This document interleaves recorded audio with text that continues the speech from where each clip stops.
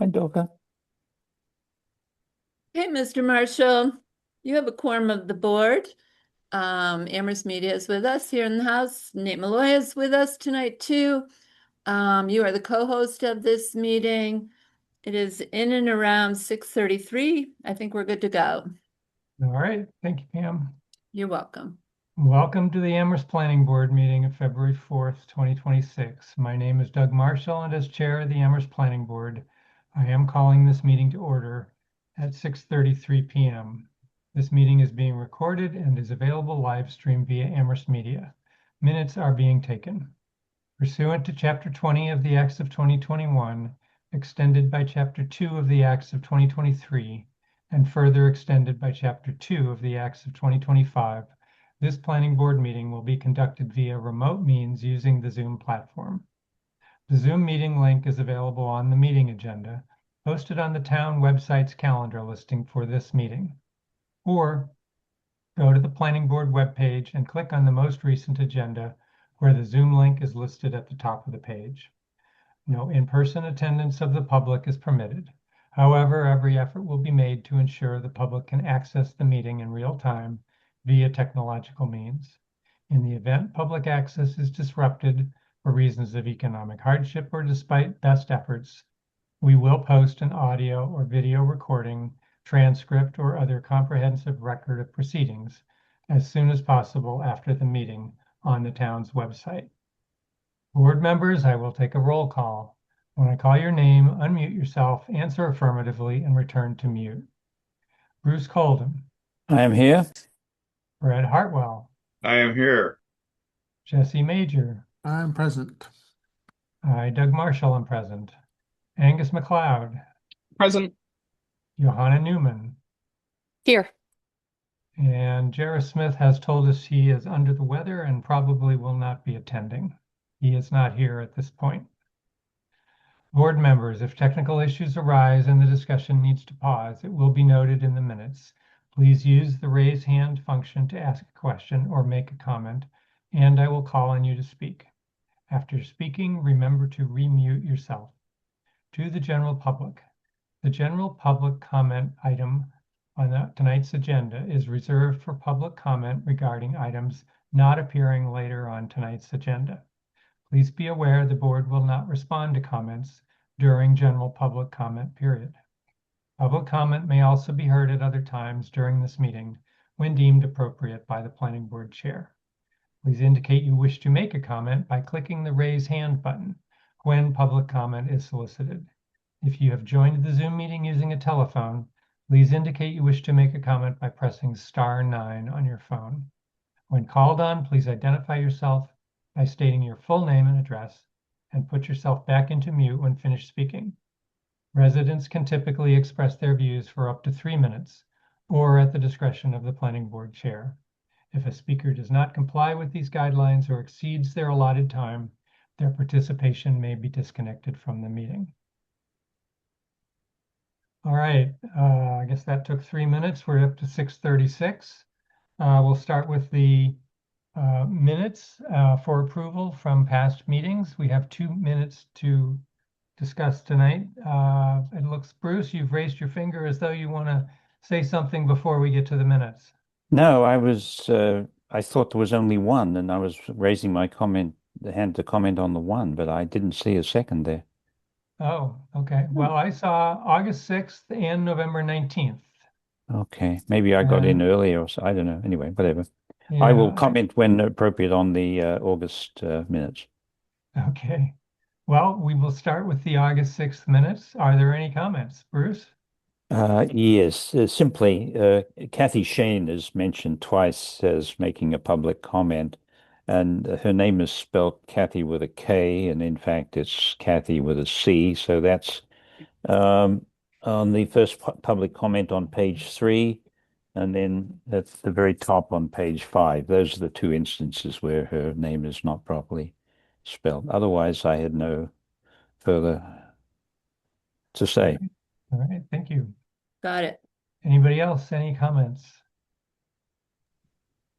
Jesse? Oh, I was just going to move that we accept the minutes. All right. All right, great. Johanna? I second. All right, we have a motion and a second. Any further comments? All right. Well, guess we'll go ahead with a vote, starting with you, Bruce. Aye. This is a motion to accept as amended by this comment, by Right. Bruce's comments. All right, thank you, Bruce. You were in favor. Fred? Aye. Angus? Aye. Jesse? Aye. Johanna? Aye. I'm an aye as well. 6 in favor, 1 member absent. All right, second set of minutes, November 19th. Did most people see those, that they were in fact in the packet? So, all right, good. Johanna? Was going to move to adopt these minutes. All right, thank you. Fred? Yeah, the adder is that paragraph that was put in at the end, and I just wanted to say at this moment that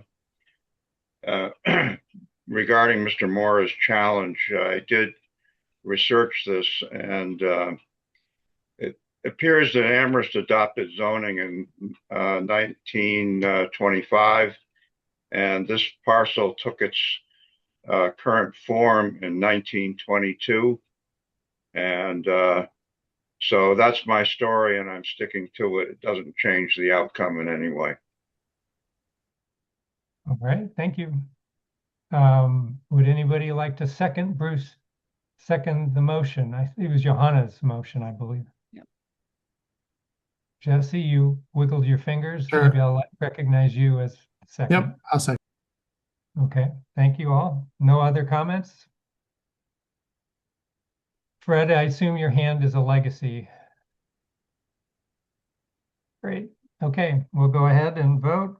This time I'll go in the opposite order of the alphabetical of your last name. So starting with you, Johanna. I approve the minutes. All right, Jesse. Approve. Aye. All right, Angus. Aye. And Fred. Aye. And Bruce. I will go an aye, despite my initial declaration of dereliction. Probably haven't read them, huh? I did actually, because I realized when I saw them that it was the minutes we've already reviewed, and I knew what was going on at the end. So Okay. I'm good. Okay, and I'll vote aye as well. That's 6 in favor, 1 absent. That motion passes. Both sets of minutes are approved. All right, thank you. Time is 6:41. We'll go to the public comment period. At this point, so I see 2 attendees among the public, and this is the time for either of you to raise your hands and let us know that you want to make a public comment. The names that I read or that I see are Andy Churchill, I assume the town councilor, and Rob, which is probably Rob Moore, I would guess. So I don't see hands from either of them to give public comment. So I guess we will go ahead and move on. All right, third item. Nate, housing production plan, review and discuss the implementation matrix. I'll give you the floor. Sure, yeah, thanks everyone. I'll share my screen momentarily. I think, this was an opportunity for, planning board members just to identify priorities they might want to, or strategies from the production plan they might want to prioritize. And, my thought would be over the next meeting or two, the planning board could refine this and then, offer, recommendations to the housing and zoning subcommittee to work on something. I'm still hoping that, in the next few months, we could meet with, or, representatives of the planning board, or maybe it's the subcommittee, can meet with the housing trust and with the CRC. Excuse me. Nate, who are the CRC representatives in this term of the council? Andy Churchill, Mandy Joe, Haneke, Alicia Walker, Jennifer Taub, and Pam Rooney. Okay. And so, and then I couldn't name all the trust members, unfortunately. There's some new members. But I think, the idea would be just to coordinate efforts. And so, for instance, if from tonight we're like, oh, we like the idea, planning board's like, I like the idea of infill in residential neighborhoods, we might need to then work on what that means. And then we could go to the trust and explain that and see what they might think. Maybe they have some ideas to help with this effort, or maybe they would pick up some outreach and education component, or, something else. And so just to kind of coordinate that. And then with the CRC as well, again, what, kind of what's the next 6 months, 12 months look like? There's so many strategies in the housing production plan, and, it'd take a long time to implement them all. So with that, I'll share my screen. If this is visible for folks, Yeah. this is, kind of the number of votes for each strategy. There was, a few that had 3, and then here are the strategies below. I guess, so most of the planning board members stuck with the theme A, which is kind of the land use priorities. I guess one question I had for members, no one selected the strategy that would be a 40R. And so most people didn't select that one. And I guess I'd be curious to know why, or if there are any questions about 40R, or why that, why other strategies were selected. And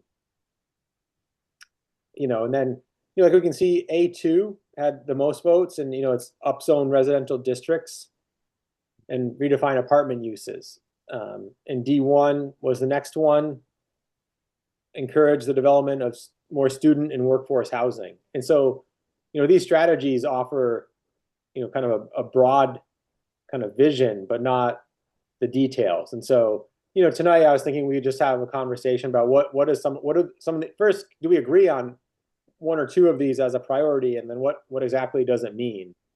A1, some of these are somewhat are similar, right? So A1 is upzone residential districts town-wide to create missing middle housing.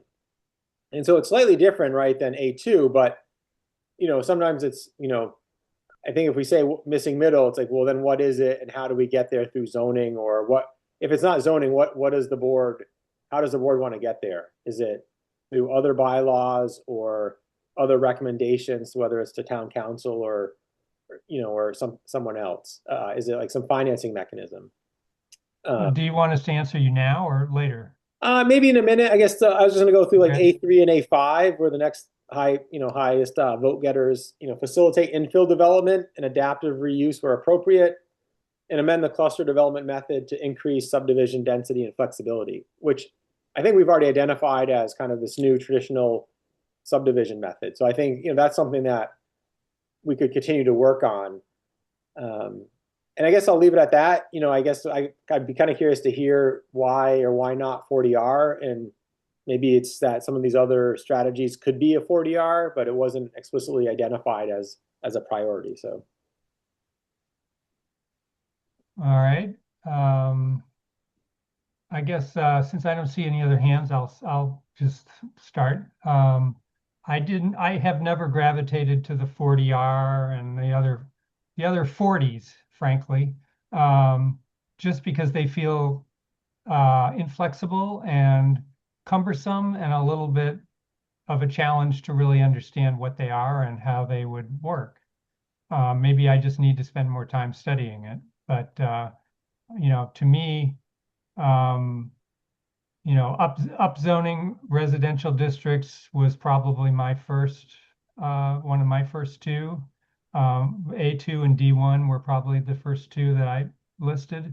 A1, I didn't like that one because I don't want to upzone every residential area in town. I would rather upzone selected areas for missing middle where I think missing middle might belong.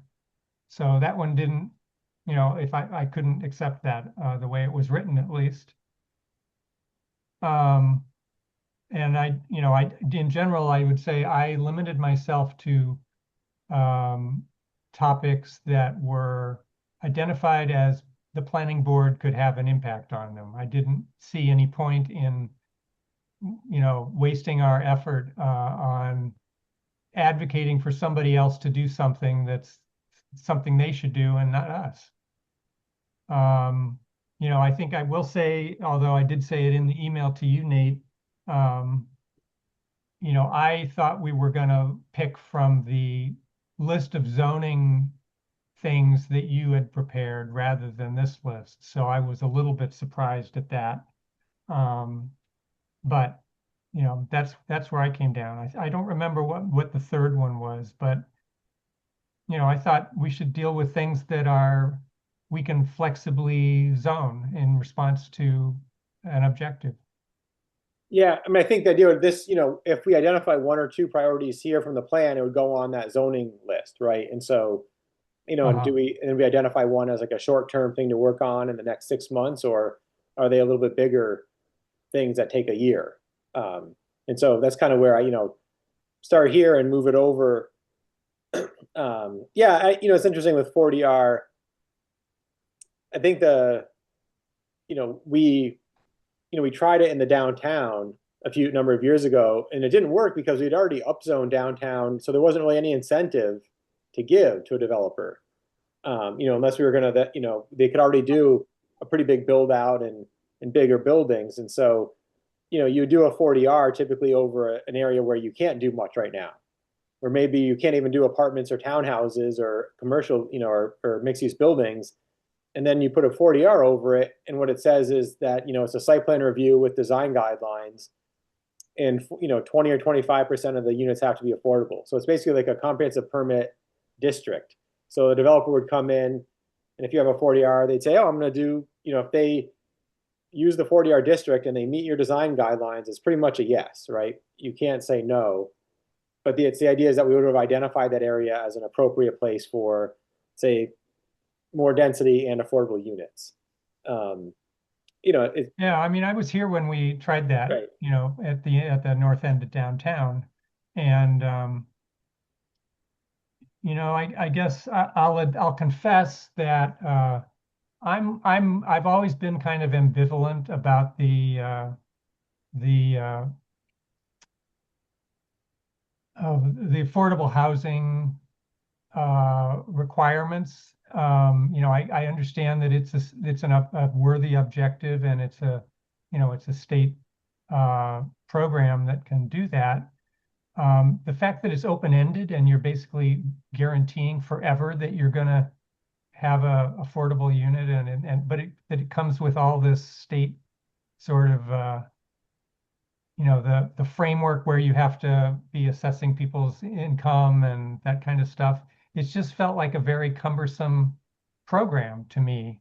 And, I'd rather focus on how we can enable the market to develop, to produce more housing. And so, it just has never really appealed.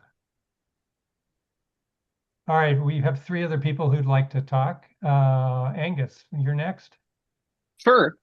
So yeah, I think this is it's helpful to see where other people kind of are thinking about priorities. And I think there's a lot of echoing on this Excel spreadsheet that we've got in front of us with the zoning priorities that we're thinking about in this subcommittee and that the staff are thinking about. And I'll just point out a couple of things that I think are really promising. I'm looking at both documents right now. And in addition to what Nate already mentioned about cottage style zoning, I'm thinking about kind of, changing the cluster development approach that we have in the zoning bylaws, and increasing both density and flexibility for some of that development. We're also thinking about modifying mixed-use building standards and outlying village centers, which is upzoning residential districts for higher density residential use. In the staff line, they've got update apartment definition, which I think would be great, to create, an option for medium and larger apartment complexes. We've got a couple of other points, where we're thinking about trying to upzone, and facilitate infill development around major thoroughfares in town, which I think is also great. So to me, that we're already thinking in these terms with a lot of the zoning. priorities that we've been contemplating. I think the piece that is missing that Jesse and others have mentioned is really this the student housing piece, which is on the zoning priority list, but I'm not sure that we have a clear sense of what action we can take apart from trying to increase supply, which is one thing within our capacity. And I think this goes to Jesse's, question about trying to create limits or regulations on spacing of student housing, that kind of thing, which is something for us to discuss later. All right, thanks, Angus. Bruce? Like you, Doug, I thought that we were being asked initially to look at the priority list that Nate et al. Have put together and to work on that. This because we already had our priorities, so we seem to be zooming back out to somebody else's list, and I'm vaguely aware that that might be useful, but it didn't strike me as being a good use of time because this is a big, broad list that's made by somebody else who talked to us among other people, of course. And it's a list that's made by somebody else. So I don't know what half of these comments mean, and we've already kind of found that out in here as we say, what does upzoning residential districts mean, and all this kind of stuff. Our list has got more specific statements in it that we've made, and we know what it means. That's where we should be spending our time, I think. And I've been encouraging Nate, or trying to, for quite a few weeks or months now, to actually get that list into a tight, nicely written list, rather than just a collection of phrases and half phrases that are somewhat repetitive and so forth. I think that's where we should be spending our time, I think, Nate. I want your list to be made into a good list. I want it to be properly written, properly edited, and then we can look at it and then we can prioritize it. But this doesn't work for me because I don't understand what half of it's about in enough detail for me to make sense of it.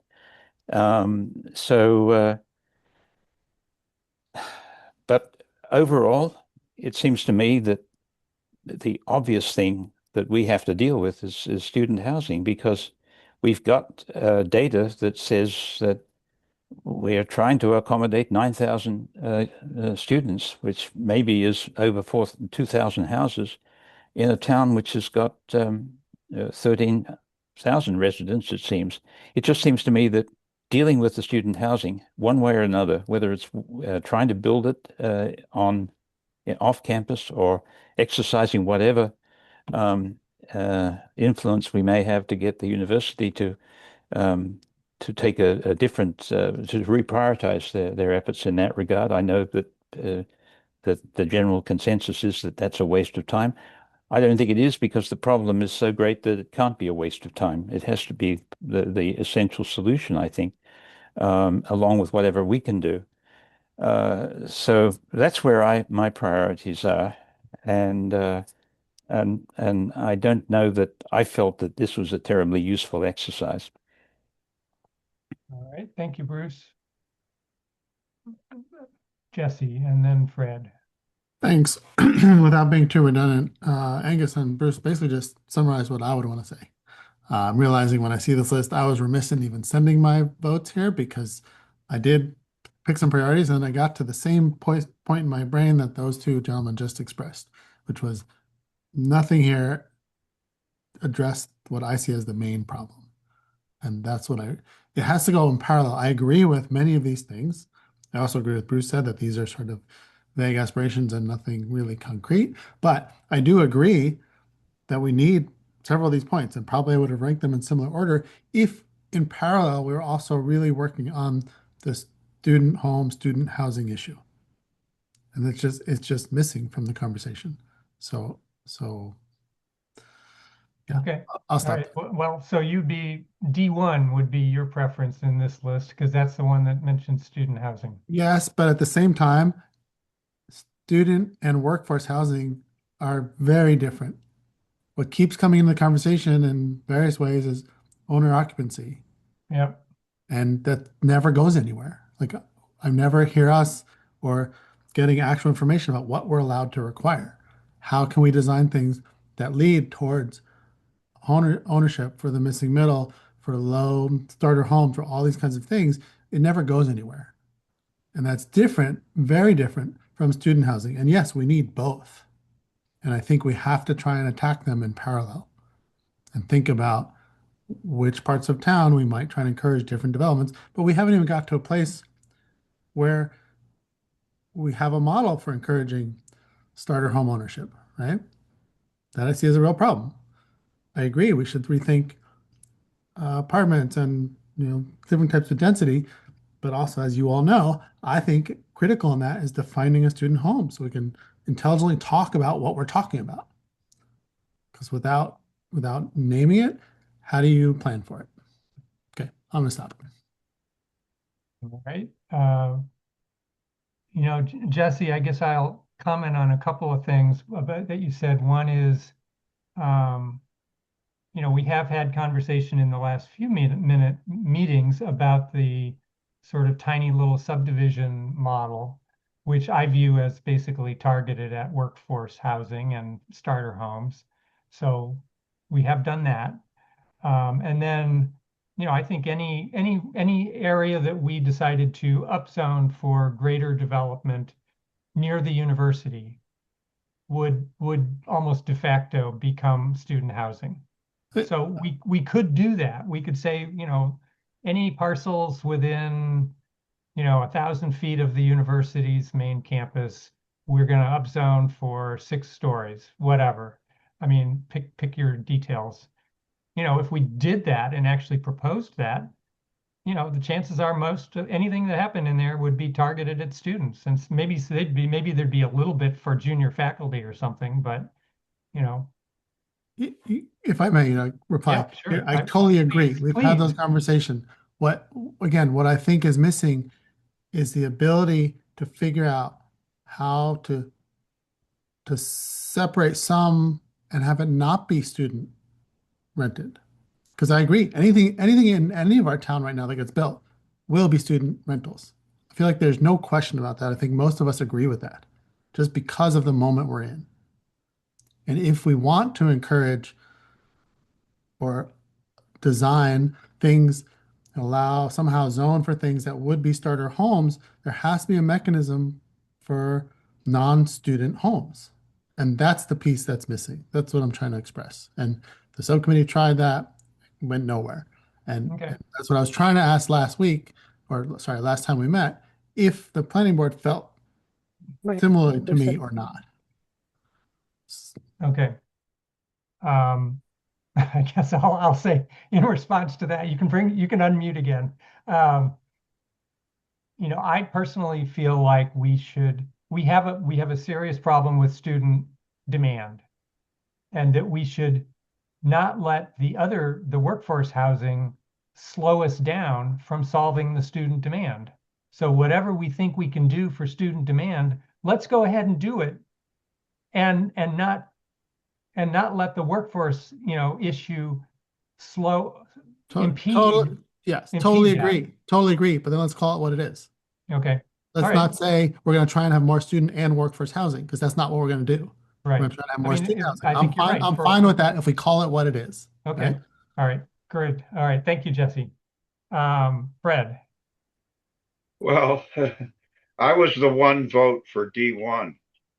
And I was the one vote for D1 because I agree with Bruce's arguments and I agree with Jesse's arguments.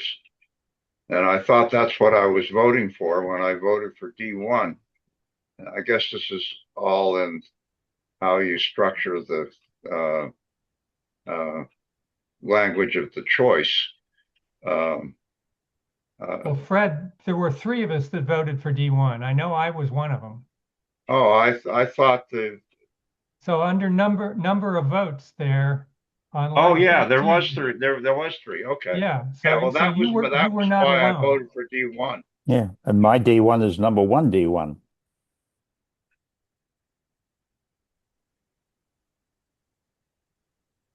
All right, Fred, are you all set, or you're thinking?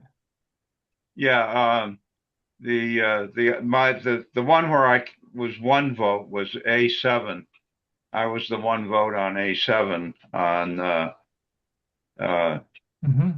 available land, and uh, I don't know how you're going to solve these problems without looking at that. But anyway, I'll let it go with that. Okay. Thank you, Fred. Nate, so I don't see any more hands at the moment. You've heard a little conversation. How do you want to go from here? Yeah, no, I mean, thanks for all your comments. I mean, Bruce, I hear what you're saying. However, I'd say that, kind of analogous to what Angus said, we're already working on some of these. And I think what we just had is a conversation about a few things that if we could distill from that, what are the priorities? I hear, like student housing issues. So to me, then it's like, okay, if we keep drilling down, what does that mean? Is it allowing student housing places? Is it then also regulating them or regulating student homes from other parts of town? I hear kind of like being able to get moderately priced, fee simple home ownership units.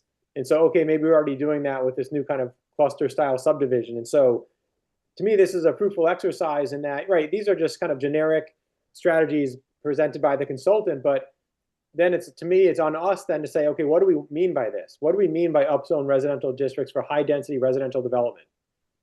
So they don't give us a metric for high density. Is that, 10 units an acre? Is it 6? Is it 30?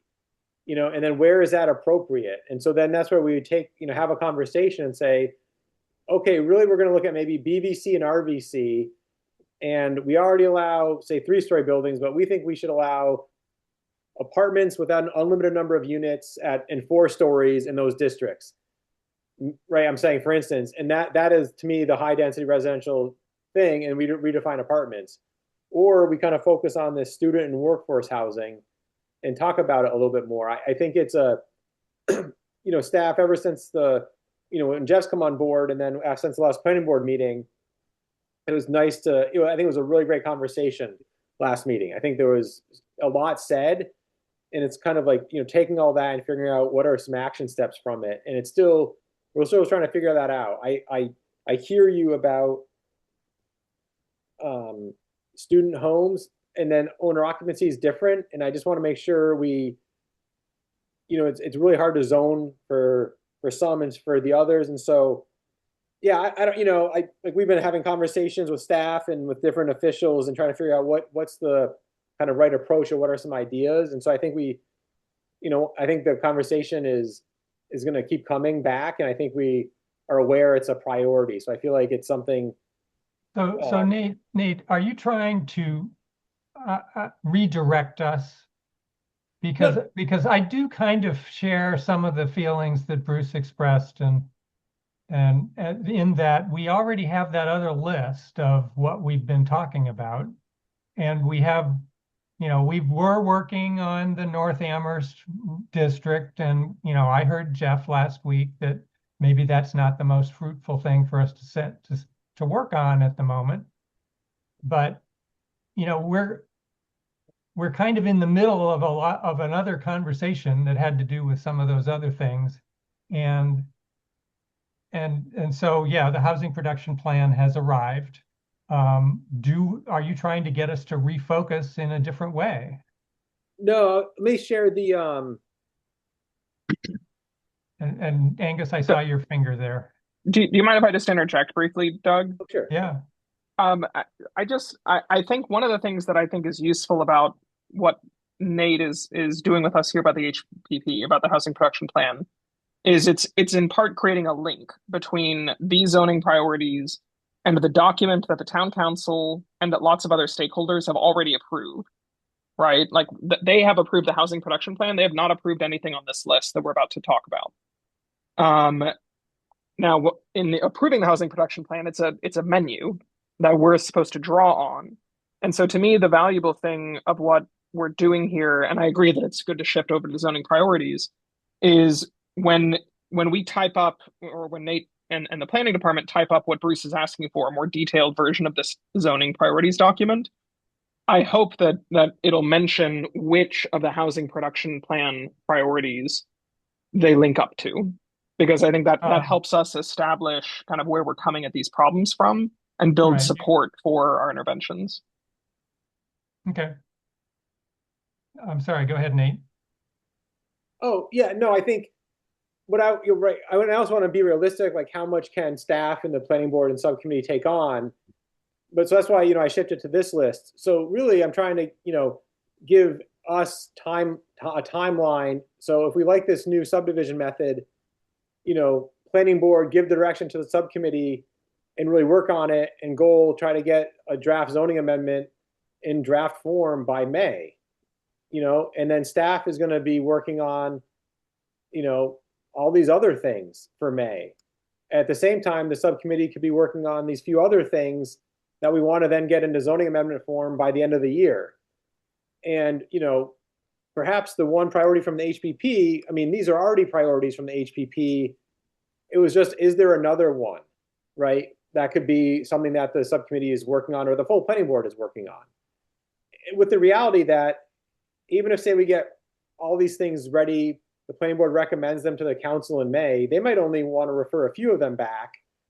And it just, there's a process, right? So we can start talking about it now. These might not get voted on, even if they get to the council in like June, they might not be voted on as a zoning, to get in the zoning bylaw until the, December. And so I think what staff has realized that sometimes it's over a year before there's any zoning amendments adopted or really brought to council. And so we want to try to create a little bit more of a workflow for that. And maybe it's just, maybe we have to pare this down even more, but the idea is to like, let's prioritize a few things that we can really push. And Bruce, to your comment about writing this up again, I'm not going to write any more than this. If someone is unclear what this means, I would rather just jump right into the zoning language. And part of that is we have an intent, a purpose, a goal statement, and it'll come out of the zoning amendment. I don't want to spend more time writing a document to summarize this. Like if we don't know what, modified mixed use building standards is, someone else can do it, right? To me, it's like, what does that mean? We had a different standard in New Drive. We've heard we want less than 30%. If we think this is a priority, planning board, tell the zoning subcommittee or the board, you want to work on this, right? For October, what does it mean to have modified mixed use building standards? I feel like in the last few months, I've heard from a number of property owners and developers, 30% doesn't work.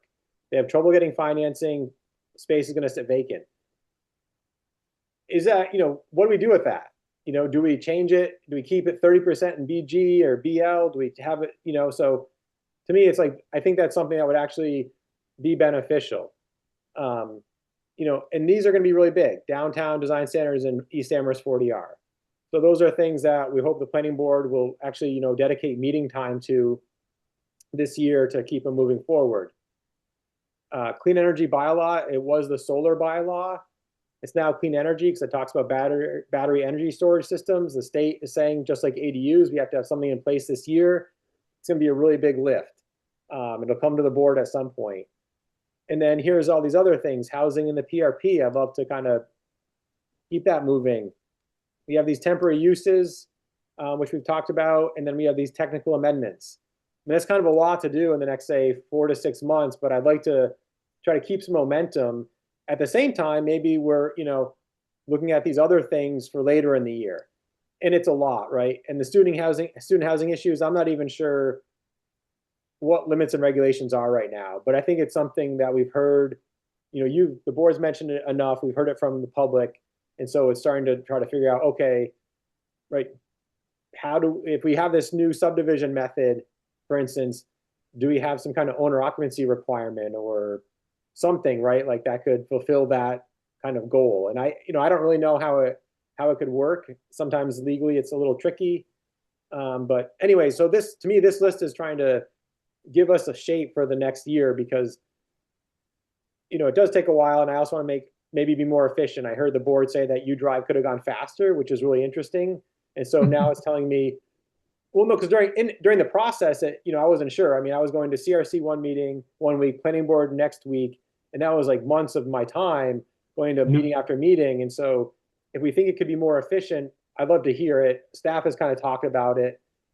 Say we get this kind of to a zoning amendment form, do we go to CRC? Some of the ideas is like, do we go to CRC early this year and say, hey, here's what we're working on. We don't really have much to it, but just so you know, and we keep them more periodically updated. So when this becomes a zoning amendment, it's not like, it's totally new for them. They've kind of been following along. And anyway, so to me, yeah, I don't, maybe we already have enough from the HPP. I just wasn't sure, because it's a big document. And as Angus said, it was just adopted. It has a lot in there.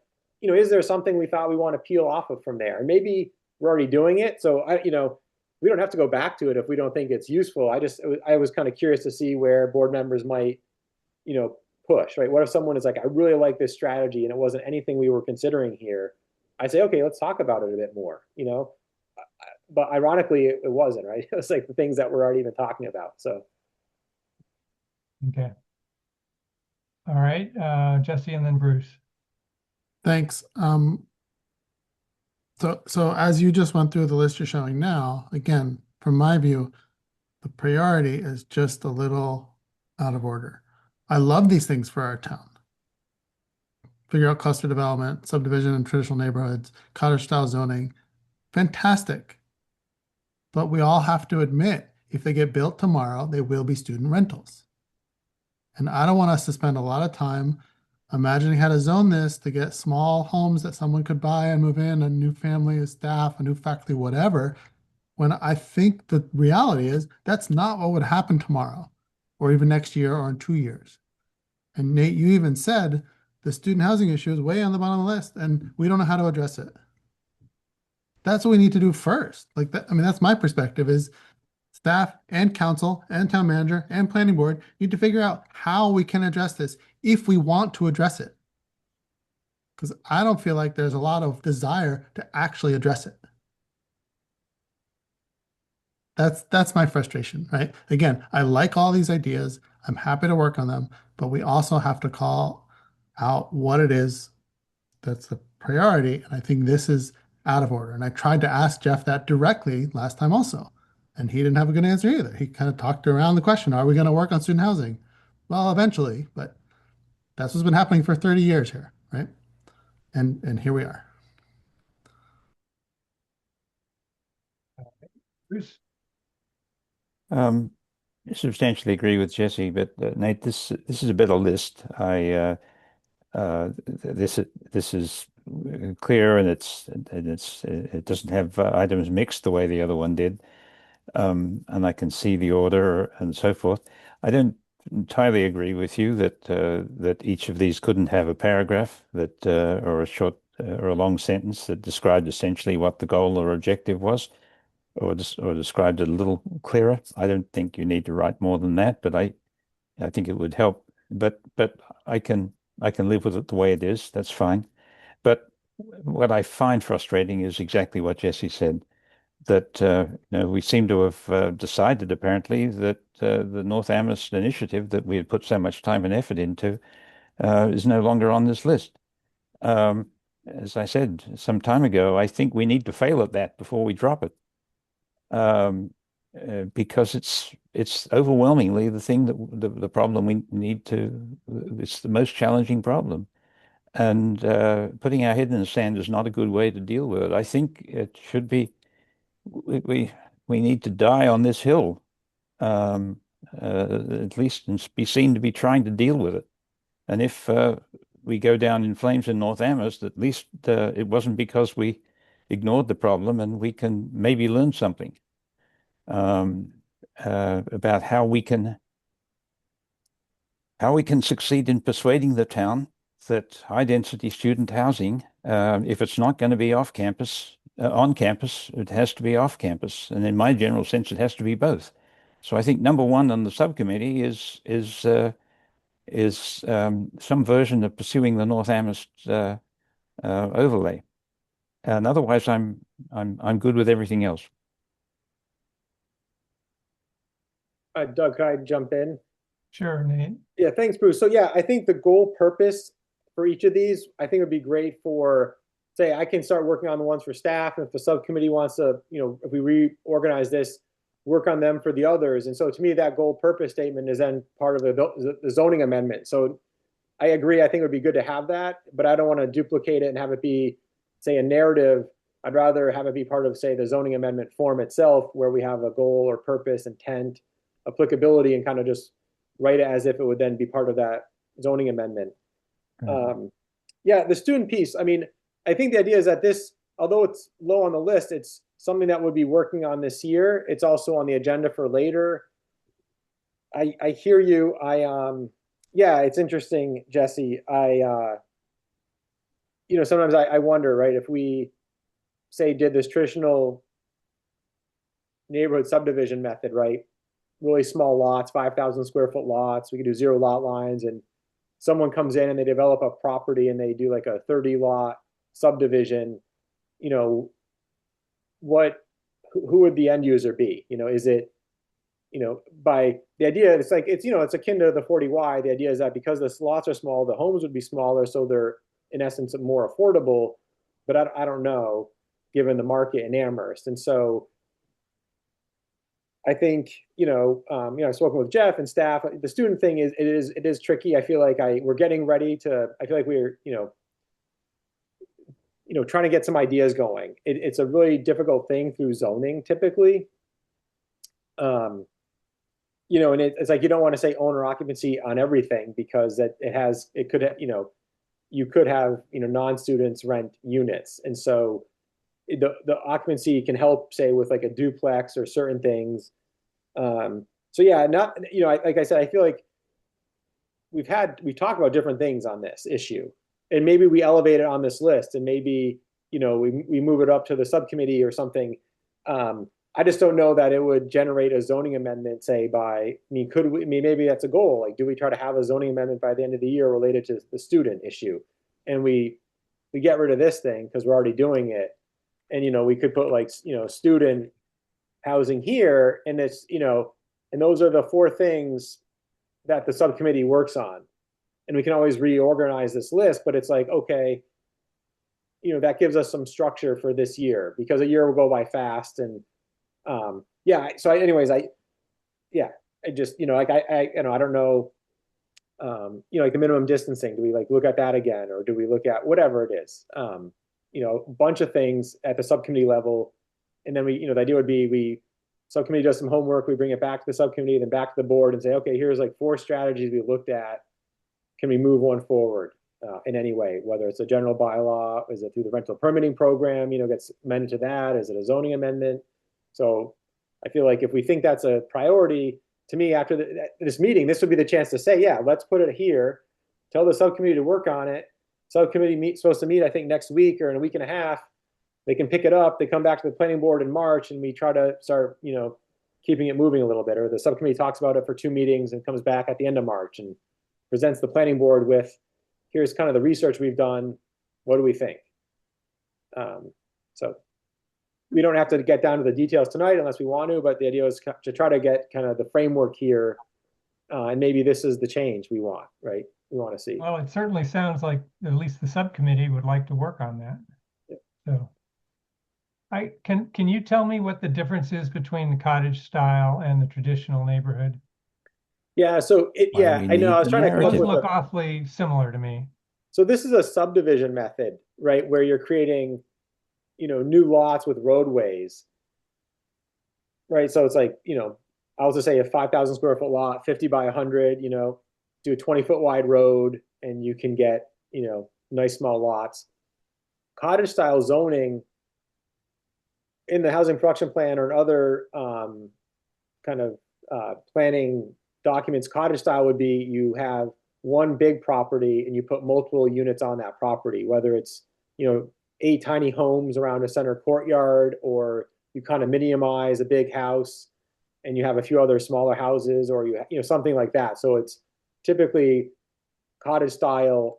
I mean, we could put housing is on one property. It could be fee simple, but it's really difficult, and it's not a subdivision method. It's not trying to create new lots. It's taking existing lots. Say you have an acre property on Lincoln, and we like this, and we say, well, you can get 8 units on that property if they are this style. Maybe it's, townhouse style with design guidelines, or it's, a mix of something. So that's what the cottage style to me means. So has the subcommittee talked about that very much? Or how did that get on this list? It's been talked about at various times, and it's just never been researched enough. And so, is the housing production plan mentioned it? We've talked about the infill and increased density in residential neighborhoods. And so to me, this is like, okay, is this kind of what it means? Because we're not trying to create new lots. We're trying to figure out how to have infill. And maybe this changes. Maybe this is just, maybe the housing subcommittee is like, we'd rather see townhouses more, or row houses like we've talked about, and that becomes this. But this was a unique style that it's been mentioned a bunch, and it's just Okay. Angus. Yeah, I don't have a comment on the cottage style housing. I was going to echo what Bruce had said about North Amherst, and I wanted to maybe ask Nate a more pointed question. Is the planning department's view that the North Amherst overlay is unlikely to be viable, like politically viable, and so we should stop working on it? Yeah. So yeah, I think there's a possibly, right. So it may not get the votes, and I hear what Bruce is saying. I think some of the idea would be like at the subcommittee we talked about. Jesse too said, right, like maybe when East Amherst moves forward, if there's new zoning amendment out of the study this year, we bring back North Amherst at the same time. And that's kind of what I've been thinking, is that we don't necessarily give up on it. I think there was a lot of good work that was put into it. And so the idea would be, if we come back, we have this consultant we're going to select in the next few months, spend 10 months looking at East Amherst, and what if next year the idea is, we have some new ideas to rezone East Amherst. Well, let's have a parallel track and come back with North Amherst or areas around campus. And so it's a balancing act of like different approaches to allowing housing. So maybe East Amherst is a different, targeted a different group and demographics, and then we have these overlays for students. I think if we do it on its own, I think there will be a lot of questions in opposition to North Amherst right now. Bruce said he had talked to Cinda, and there were some ideas about, could you allow density on parts of the property, because a lot of owners may not actually want to tear down their development. It's complex and financially, and so to do the 3 times density might not actually work. And so I talked to another owner, and it was kind of the same sentiment. And so if an outside partner came in, maybe, but these owners are not, they're saying it's just too much for them to have this phased approach to financing and possibly lose 2 or 3 years of rent on a third of their units and then do the next third. And so North Amherst, to me, I still think if you look at the town, it is a logical place to have increased density. There's already a lot of density there. I think there's questions about what is too dense, traffic and other impacts. I think that could all be discussed.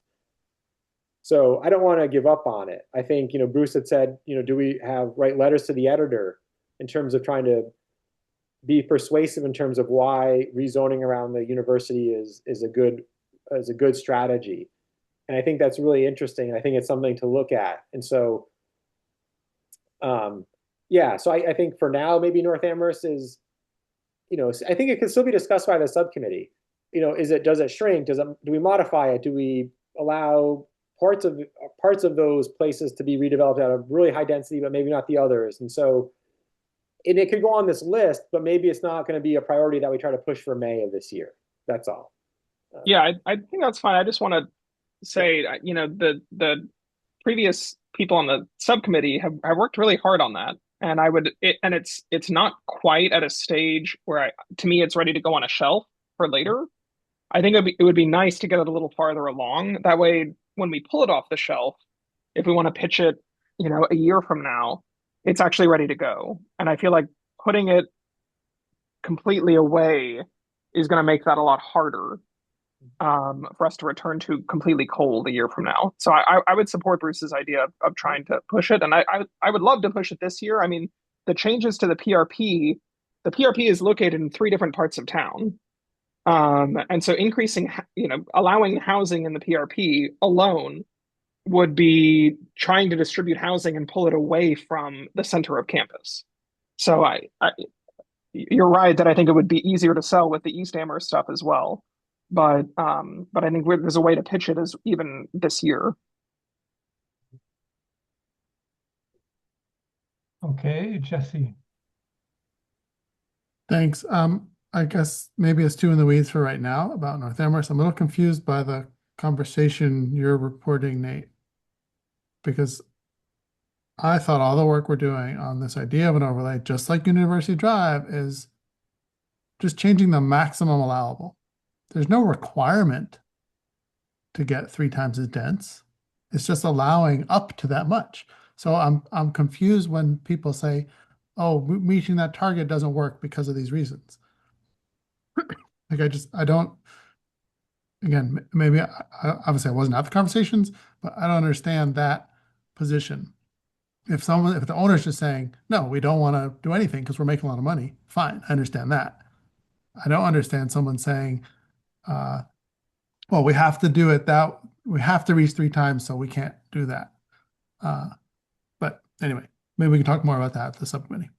No, it's a good question. I think so for the owners, right? A lot of the owners are making money and they're comfortable, and the 3 times might not even be enough to incentivize them to use the overlays. Is kind of what it's getting at, right? Because it is, one of them was saying it's a really complex financially to make that work with vacant units and all these things. And so it was almost like they just didn't even want to, maybe it was like 5 times or something. They would have been like, great, I'll do it. But at 3 times, they just thought it was too much work to figure out how to do it. Got it. Thanks. Maybe I misheard what you said. Yeah, yeah. And I agree. It's you don't have to do it that much. So yeah, I don't, I agree. I think the North Amherst one is tricky. And I feel like if we want to move it forward, like I said, I like the idea of Bruce's idea of like editorials or maybe getting more public about it, because I think when it first came out, people were really surprised, like, oh wow, what does all this mean? And a lot of people in North Amherst were, if they weren't upset, they were confused or wanted to know more. And so, like I said, I don't want to like have that become a lightning rod for all these other things the planning board or staff is working on, and have this reflexive kind of reaction from everyone being like, oh my gosh, you're just trying to densify, do off-campus student housing. At the same time, we're trying to do other things. And I agree with Jesse that it's hard to balance that and say, well, we're going to create more housing over here that's typically not going to be students. And someone will say, well, how is it not going to be for students if the market is the market? And so, yeah, I think there's different ways to do that. To the PRP, Angus, I will say quickly, staff started looking at it. And, for the board, you might, I think I mentioned this, but a lot of the PRP, they're big areas zoned in town. There's 3 areas, and say they're like 50, 60, whatever, 70 acres. Say the one in East Amherst that's off Belchertown Road and Larkspur Drive, it looks like roughly maybe there's like 10 to 15 acres at most out of that whole PRP that could be developed, that isn't already developed, because it's all wetland or riverfront or whatever, right? Steep slopes. And so I think 10 or 15 acres is still worth it to look at it. But it's not like it's not like I look at that and I'm like, oh wow, we're gonna have like new neighborhoods and streets. It might look like that because it's undeveloped right now, but once you start putting all these different land use constraints on there, it quickly shrinks. North Amherst is the same way, and the one in East Amherst or on Route 9 by Greenleaves is the same way. There are pockets of areas that to me would be worth allowing housing in PRP, because some owners have said, yeah, no, I've tried doing something, nothing's been going on right for years on those say 10 or 15 acres. And so the idea would be we wouldn't take away what the PRP allows. We would add housing to it. And so, some of the question now would be, well, if you can't do these neighborhoods or do this kind of nice new subdivision method, and you only get a 3-acre area, to me, that's then like, really dense cottage style housing, or it's going to be a multi-unit building, like an apartment building, because otherwise no one's going to, 3 acres, no one's going to, maybe someone will do 3 frontage lots, but I think we want to do more or something different. And so anyway, staff's looking at that, like, okay, what does that actually mean in the PRP? So I think, maybe it can happen quickly. Maybe it doesn't, but my goal is to try to work on it, bring it to the board, shop it around with staff and say, here's kind of where we are with it in a few months. Can I just ask one follow-up question? Yep. For the Puffton Village people, I mean, if they wanted to build an additional building that's exactly like one of their current buildings, that's currently banned by the zoning. that falls under, correct? They would be considered, they can do it through a special permit. Okay. So that I think the difficulty right now is a lot of those apartment complexes, after they were built, we changed the zoning. So they're considered pre-existing non-conforming. Through a special permit process, they can modify their properties. It's just that most owners and most developers will not go through a special permit process because, you know, it could be denied. And Yeah. so when this was first examined years ago, it was townwide at every multi-unit apartment complex that became non-conforming, and there's a lot. And it could be as simple as trying to make it say that any changes could just be by site plan review. I mean, it could be, you know, it doesn't have to be this massive kind of thing like triple density. But I think as staff, when we heard from consultants, they said, well, to really incentivize redevelopment, you want this increased density. But it could be that we create this kind of overlay, and all it says is that, you know, we can make it really simple, like some of the changes are just site plan review. And is that then enough to say maybe Puffton Village will come in and say, oh, I'm going to add 40 units? Because right now they don't even want to do the special permit to do anything because it's too much, right? And so there could be like these extremes of what the overlay is, or kind of, different kind of levels of it. And so, you know, again, maybe that's part of the discussion the subcommittee still has, like what could be something. I think everyone got scared when we said 3 times the density, but that's what the comprehensive housing market study said. That's what, you know, a few consultants said is like the minimum you would want to do to kind of have a whole redevelopment of that property. And maybe that's one approach, but maybe the other approach is we allow, we could allow new apartment buildings by site plan review in this overlay. And we change the definition of apartments in the overlay. We don't cap it at 20 units. Maybe someone will come out and say, oh, I want to do an apartment building here on my property. And they don't have to tear down their whole site. They just, maybe they tear on a few units and they put an 80-unit apartment building. And maybe that's just a new, I haven't really, I think the overlay was going to allow all of that anyways, but maybe we just have to see, how does it really? And is there a way to, make sure it can be used that simply, right? Like, as opposed to, oh, wow, we're tripling the density. Maybe Puffton just says, I want to do a 50-unit apartment building here, and that's good enough. All right. I mean, Nate, that sounds like an interesting line of inquiry. I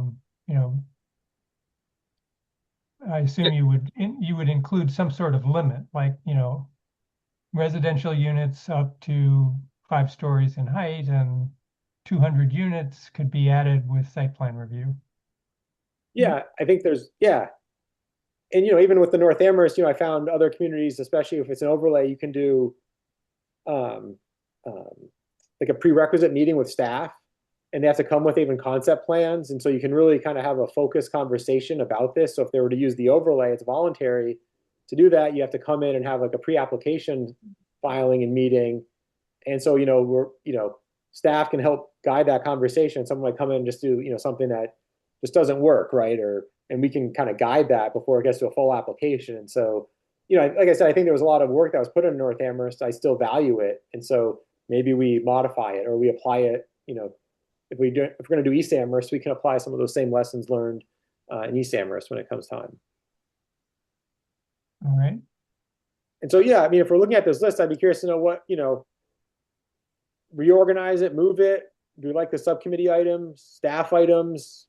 I mean, some of it would be, right, like I said, I want to, maybe this is ambitious, but just how do we pick a few things and really focus in on it? So, start putting, pen to paper and mapping it, and, collectively, how do we, push this forward? Subcommittees talked about this a few times. You kind of have parameters. And so, next time subcommittee meets, like if we like this, like we start, getting a framework for zoning. And, I emailed the Mansfield one. It was kind of simple. Our cluster development bylaw is really messy in my mind. It's kind of a lot. Do we just come up with a new subdivision development method that is simply written, and that maybe that's a conversation for the subcommittee, right? And same with mixed use buildings. But I kind of want, planning board, right? Do we like kind of this direction of these priorities for staff in the subcommittee? and then we can move forward on it. Why don't you go ahead, Bruce? Um, two things, Nate. First of all, I want to go back and beat my pony just one more stride. I know this is your list. I acknowledge that, and you're resisting wanting to put any um, explicatory paragraph associated with these. But I will say that Doug a moment ago asked you what's the difference between 1 and 3, and if there was a sentence following each of those, that question would not need to be asked. And that's essentially my concern or my aspiration here. And I'm wondering whether perhaps the problem is that you see this as you see yourself as the audience for this, and not anybody else. And maybe that's maybe that because to the extent that I'm the audience, I need more than you're giving, but I can function without it. It just makes it a little more difficult. And this, as I said, is a better list, and it works for me. The But back to this what you mentioned just a moment ago about number one, the subdivision method and so forth, and whether that's updating the cluster development is more trouble than it's worth. I know we had a bit of a discussion. I think it was at the last board meeting because we haven't had a housing subcommittee meeting in the interim. And it was I was suggesting that we think about how we could skirt the 40Y or achieve the 40Y objective within the subdivision by putting a limit on size. And there was some discussion that that might be difficult or that might even not be legally possible in this state, and that we could perhaps do the same, in other words, to limit size by doing it with setbacks and so forth. And I did a little bit of back of the envelope sketching on that, and my conclusion is that I don't think we can, because even with a 5,000 square foot lot, which is probably pretty small, and having a front yard setback of 25 feet and a rear yard setback of 30 and 10 foot on either side, you still get a footprint, in the 1,400 square foot. And if it's a two-story house, you're back into the 2,500 square foot house, which is bigger than we want to satisfy the starter home buyer. So it seems to me that I agree with you that this might be difficult, and maybe the 40Y approach that we initially thought was going to be a bit clumsy, or for some reason wasn't perhaps as easy to implement or to move forward as simply making the a 40Y equivalent ourselves using something like this. My dog just fell down the stairs. Oh well. Using this method here, but it does seem as though if we aren't able to do what 40Y does and to defensively limit the size of a house to something in the order of 14 or 1,500 square feet, then we would be better off going with the 40Y approach. And so this first item probably should incorporate some evaluation of the state's 40Y option versus the homegrown version, which is expressed here. All right. Nate, any response to that? No, I think, Bruce, I agree. I think having a clarifying statement, I was just worried that that would grow into paragraphs for each of these priorities.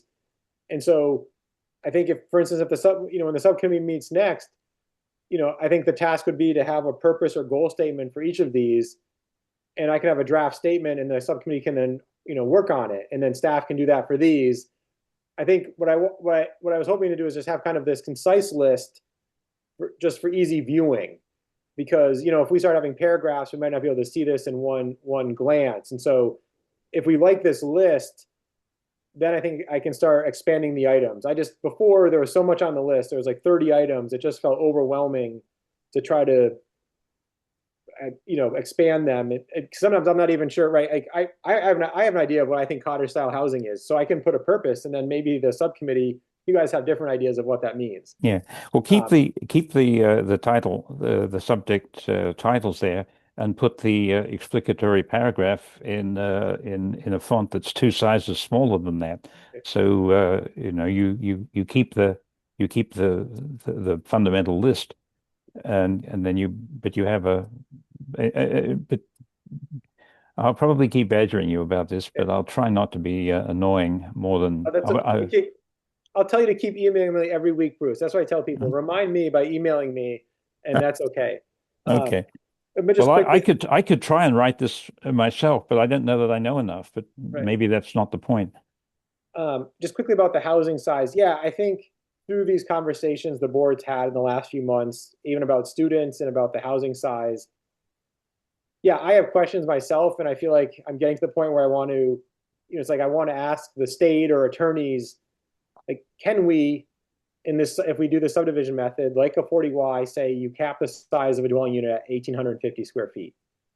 The state can do it because they are implementing this, this 40Y and their new regulations. They might say, oh, community, you can't do that. You have to do the 40Y.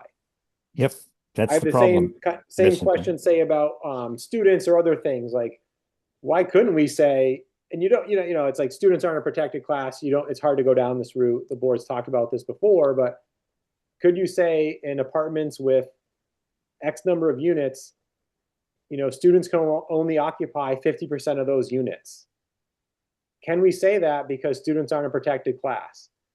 I've read articles, I've talked to an attorney years ago, and they're like, it's pretty ugly.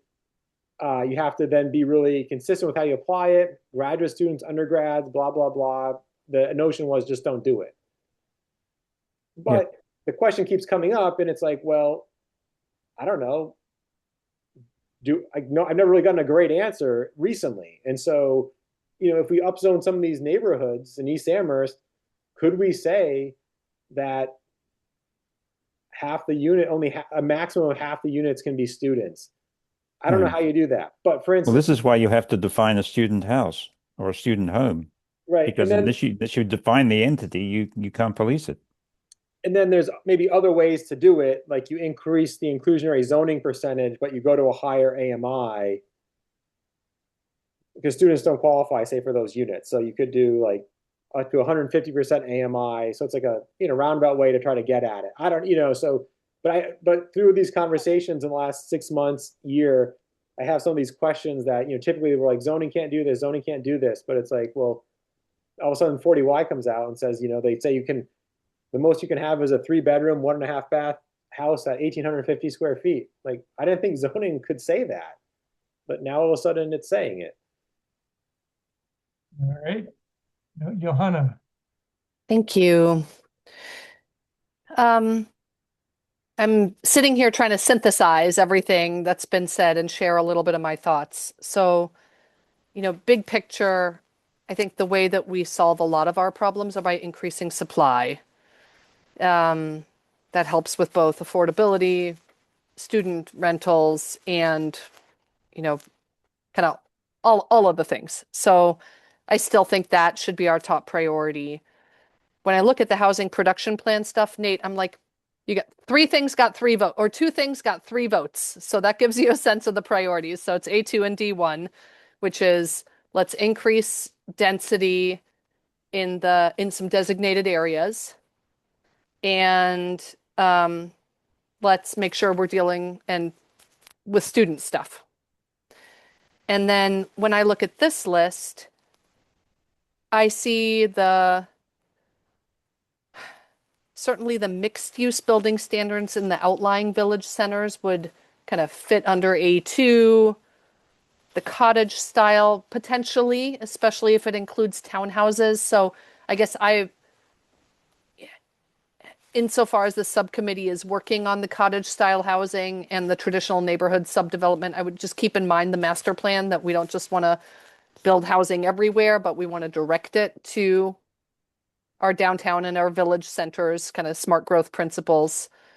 And then what I don't see in here is actually like some kind of concerted effort to identify areas of town to upzone. I mean, the North Amherst piece a little bit, although the comments last week gave me some pause around whether that's the best use of our time. And then on what the staff is prioritizing, like my hope is that the downtown design standards get to a place where we can really add a significant number of units to our downtown once we have those standards in place.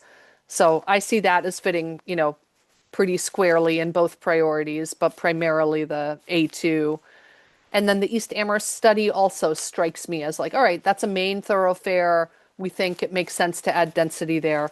So that's me kind of synthesizing. So I think, a lot of this stuff is heading in the right direction, as far as I'm concerned. And I mostly just want to see us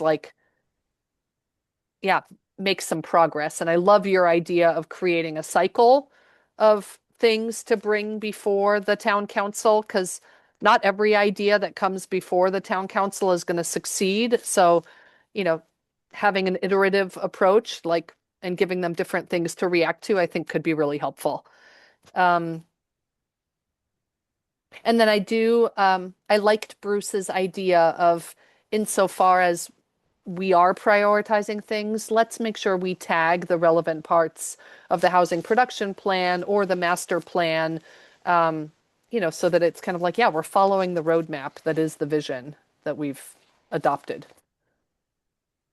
Okay, that's what I have. Thank you. That was Right. Angus. Oh, that was Angus. Sorry, Bruce. All right. Thank you, Johanna. Yeah, thanks, Johanna. Yeah, it's interesting. Areas of town to upzone, it is interesting. We don't really have it explicitly in this list. I think the downtown design standards, the idea is that they will be made public next month. There'll be a series of meetings with, the planning board and other boards and committees, public. I guess I'm not sure where that will go, right? So to implement the design standards, there's a lot of pieces to it. Some of it's zoning, some of it could be maybe in the planning board rules and regs, but to really do it could take a lot. And so, it depends on how kind of the reception of what happens, say, in the next 6 months. Are people excited by it and think it can work? And could we really try to move it fast paced, or is it something that's going to be, implemented in phases, and really then it's going to take, 2 years to get the stuff, the regulations in place to implement the design standards. I'm not even sure, right? It seems like, there's some positives. People like it, people might not like it, so I'm just kind of curious to see how that rollout, what kind of the reception is in those 6 months. Because yeah, I do think that the idea was to me, have some predictability for downtown and also allow more infill. I think it's the right place for it, right? As are some other village centers in other areas. And so, maybe not everyone likes some of the standards, then does it get tweaked a little bit, but can it then be implemented kind of quickly, right? So to me, I see what happens downtown if we have buildings, everyone, people will complain about, say, the new modern buildings. I don't know, it's hard to say, is it what exactly is it about it? Is it the setbacks? Is it the window pattern? Is it the material? And maybe these standards will be a way to address that. So it's actually predictable for a developer, for abutters, for the board, and can get through easy permitting. But I will say the downtown design standards, right, is more than just that. It's kind of like this vision of what could happen downtown. And so when it rolls out, I'm hoping it can go smoothly. It may be that it, is a protracted process and needs more discussion. So it's ongoing. Like I said, it's hoping to get public next month. In East Amherst, same thing. The idea, I'd love to have it be kind of concluded within, if we have someone on board in a few months, give 10 months and have the study. They're going to assess the existing zoning in East Amherst.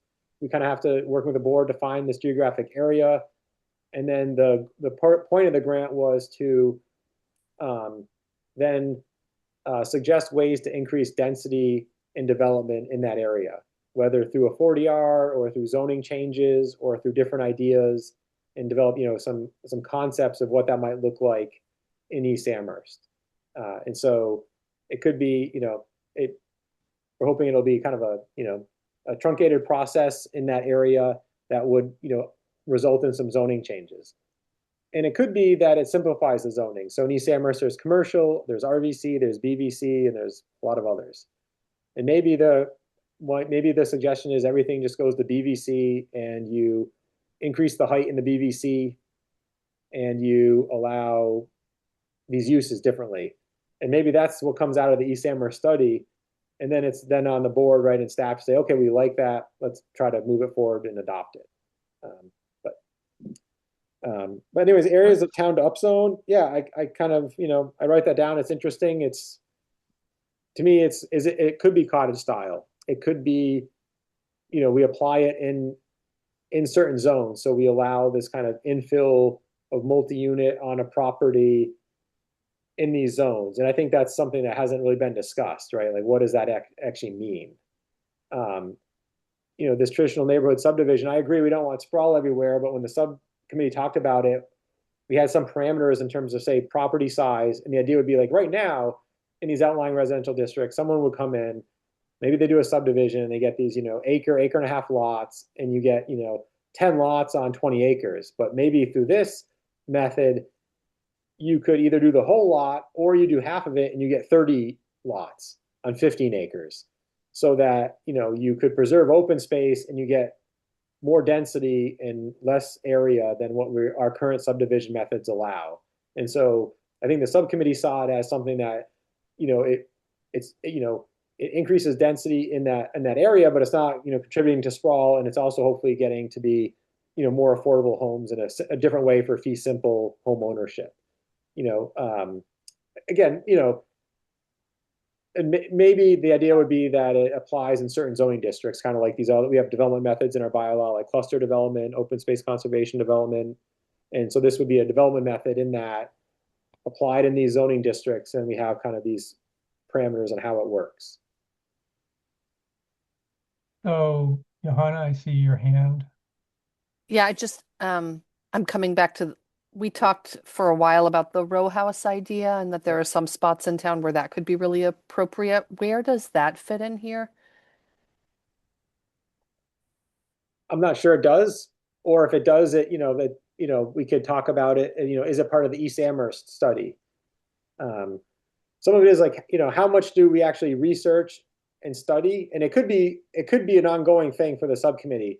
I just feel like, all of a sudden the list keeps growing again. And it's like, where do we, it's not off the list, right? We still have that other zoning list. I just wanted to kind of, shrink it and have it here. And then if we really like that row house idea, do we take something off? Because I want to be realistic. Like, all of a sudden now we have 5 things for the subcommittee. We have, 10 things for staff. That's a lot. And so I still think it's a worthwhile thing. Maybe as we talk about cottage style housing, if the subcommittee talks about it, it's like, oh, maybe row housing is it. And maybe that gets modified and tweaked a little bit or something. And it changes. But, to me, this would be the placeholder where we talk about some of these kind of medium density things and what does it actually mean? The subcommittee can talk about it. I'll try to get a statement written for each of these, and we can kind of, flesh it out a little bit more. Nate, do we have a lot of vacant developable land? Not really. Okay, that's what I thought. So both number 1 and number 3 I view as relatively low yield. Oh, unless people are gonna, buy 5 or 10 houses in some subdivision and, assemble a big parcel that they can use to densify the area. So, I'd put student housing at the top, and maybe mixed use number 2, because, I'd like to be able to build up our downtown or our village centers a little bit more. So, in North Amherst, I mean, might as well be up there. But both the 40Y, both number 1 and both number 3, just don't feel like they're going to be very impactful, I guess. And if we had a whole lot of farmland in Hadley and in Amherst, maybe we would have people that had 20 acres they could develop, but we don't have very much of that. So I'm kind of with Johanna. I think, where are we willing to upzone with the possibility that people might tear down what's there and make it denser? So but I haven't been in the subcommittee meetings. I don't know, maybe you guys have spent a lot of time on 1 and 3 and it seems fruitful. Angus. Yeah, I'll speak a little bit on behalf of the subcommittee. I think both number 1 and number 3 we're imagining with much smaller parcels of land than than we traditionally think of for subdivisions. Especially number 3. I mean, like number 3, I think we're imagining you could actually do on a fairly large single family lot, potentially. But I take your point that they are both probably lower yield in terms of getting a bunch more housing quickly, and they're also more complicated. So at least the idea of moving number 2, the modified mixed use buildings. I mean, I think that's something we could actually aim for May, even. I mean, that's not that complicated. Changing a few definitions around that to maybe make it easier for people to build more mixed use buildings that have more housing, but also facilitate the kind of life of the community. I think that's great, and that's a lighter lift than developing an entire new subdivision method. So student housing, I think we as a committee, as a planning board, maybe need to talk a little bit more about. And I don't know if now is the time, but I wonder if we need to talk about what Jesse was trying to get us to kind of commit to last week, which is do we as a planning board feel that it's worthwhile to pursue limitations or spacing on student housing, separate from the supply issue of trying to find and build more student housing. Mm-hmm. Well, maybe we should put that on the agenda next time and just have a designated conversation about that topic. I think. And can I just add one other thing, Nate? Sorry. Angus. Sorry. I just wanted to say, I mean, I don't know if it's possible to that conversation might go very differently if we had legal advice on whether it's possible to do spacing. So I don't know what that process could look like, but I would imagine that it would be a different conversation if we know it's legally possible than if we don't know that it's legally possible. Nate, is that something KP Law could advise us on? Yeah, I think I can talk to staff about, how. So I think later on the agenda under housing, we do have, limitations on student housing, the memo possibly to say if it's the town manager's office. Yeah, no, I have some of these questions myself. And so, like I said, it's almost getting to the point where we need kind of some direction because, we can keep talking about this or we can, be told that, it's just not really going to work. Mm-hmm. And we have to then figure out another solution. So, yeah, I think I think it's something I can follow up with, my supervisors on about how do we get some assistance there. Okay. Jesse, and then I noticed it's 8 o'clock. Maybe we want to break. Thanks. Just on the legality question, just reminding us, and Angus, I don't think you were on the board. I think this came up 2 or 3 times where I think, Nate, you did ask KP Law certain questions, and my recollection is the responses were always, well, it could be challenged. Never, you can't do that. It's illegal. And we've had differing opinions about how to interpret that. My own is if we think that's what our town needs to do, we should do it. And maybe it gets challenged, and maybe it's upheld, and maybe it's not. But the fear of litigation, to me, on something that's so substantial, shouldn't convince us not to try and do it. Am I remembering correctly? No, yeah, you are. And, the town attorneys are going to have the town's best interest in mind, right? Of course. But so do I, right? I mean, yeah. Yeah. Yeah, no, it's one of those things where, is it worth like that risk, right? Like, are we willing to try something and see if people push back against it? Do we propose something and then the developers start pushing back against it? And maybe that'd be a good thing because then they could actually tell us what they think. Because it's really hard to get them to the table sometimes. So yeah, I think that there's some validity there.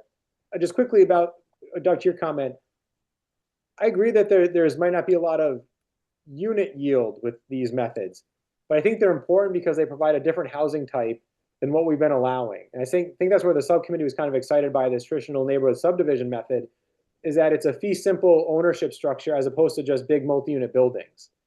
And Mhm. cottage style housing to me could be allowing 4 to 8 units in RG and RN on an acre, where we don't now.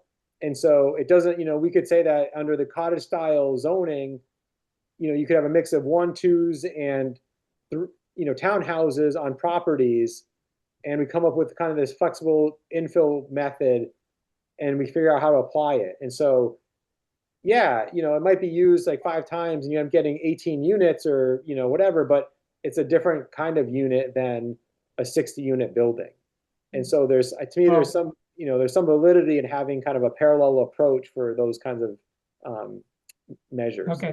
Well, I guess, the thing that comes to mind when you talk about trying to encourage more fee simple properties, that of lower value that could be of created, rather than coming up with something that's kind of requires a blank slate, let's just take the minimum lot size and cut it, by a quarter, and allow me to split my half acre into 2/4 acres, and sell off the ADU that I built. Not that I did, but you know, so that we actually do it, allow it through infill rather than out at the edge of the development in town, wherever the farmland is. All right, we've got Bruce and then Jesse. Nate, if we are going to entertain a discussion about this minimum distancing concept, which is what State College in Pennsylvania does, but I don't think anyone else that I know of in the country has actually got something on the books for that. Would it be the best then to give KP Law the State College the portion of the State College town bylaw that enables this, so that they've got something that they can express an opinion on, or would that be helpful in this case, this situation? Yeah, yeah, it would, and I think I would talk with Jeff and Dave and others, and probably have a few questions I'd want to ask, and then I might reach out to you, Bruce or Jesse or others, and say, can you provide some helpful information? And so, to me, it's not just minimum distancing. It's like say the definition of a student home, or Oh, yes, you can't do one without the other. You have to know what you're regulating.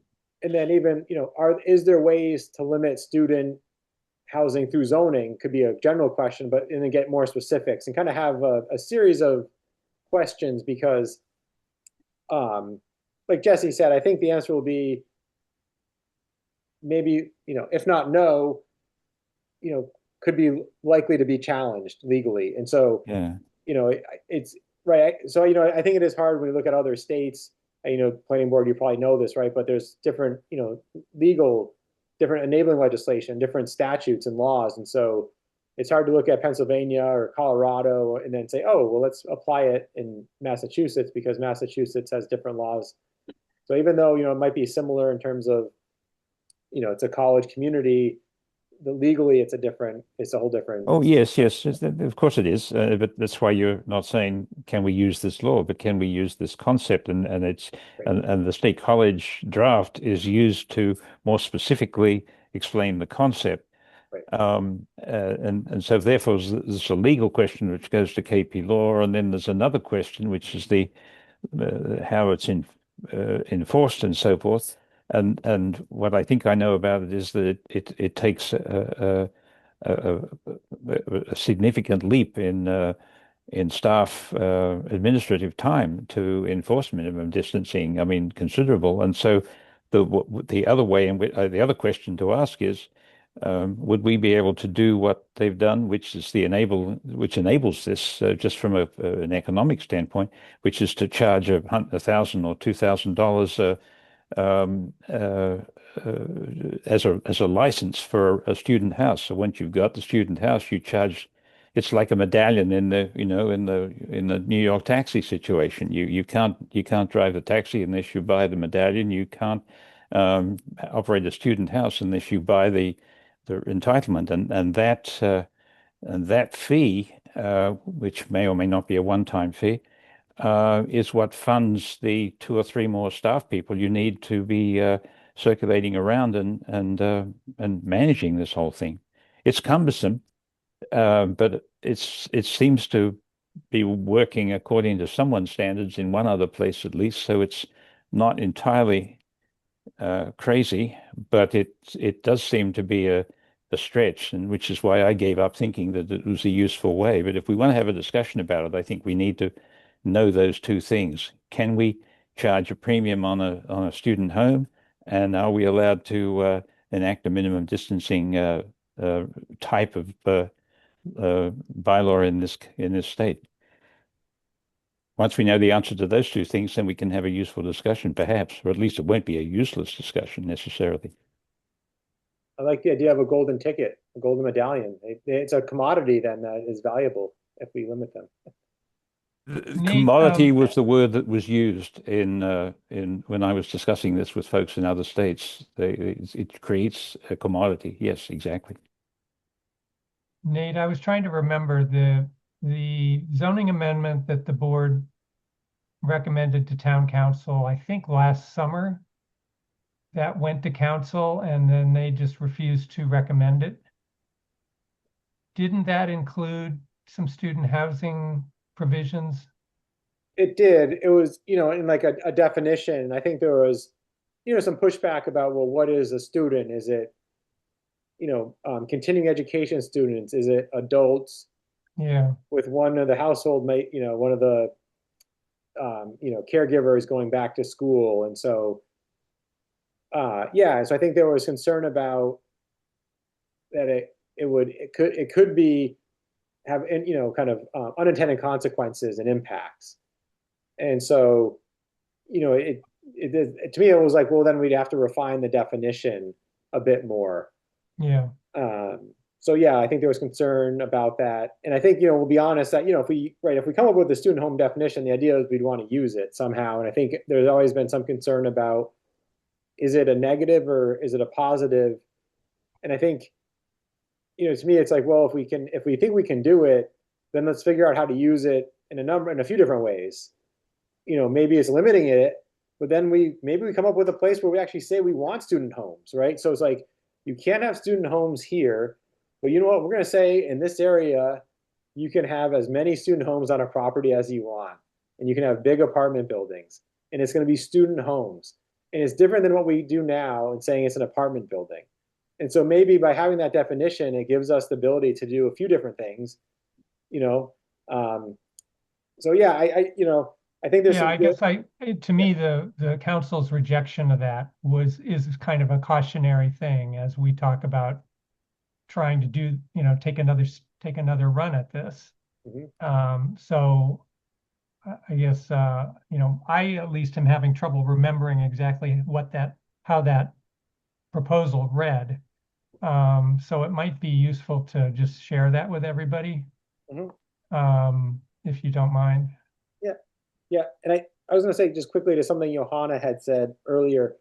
And, I think when I first, 10 years ago, I saw your hand, Jesse, the town would propose zoning amendments. There was a zoning subcommittee in the early 2000 teens and up until the teens.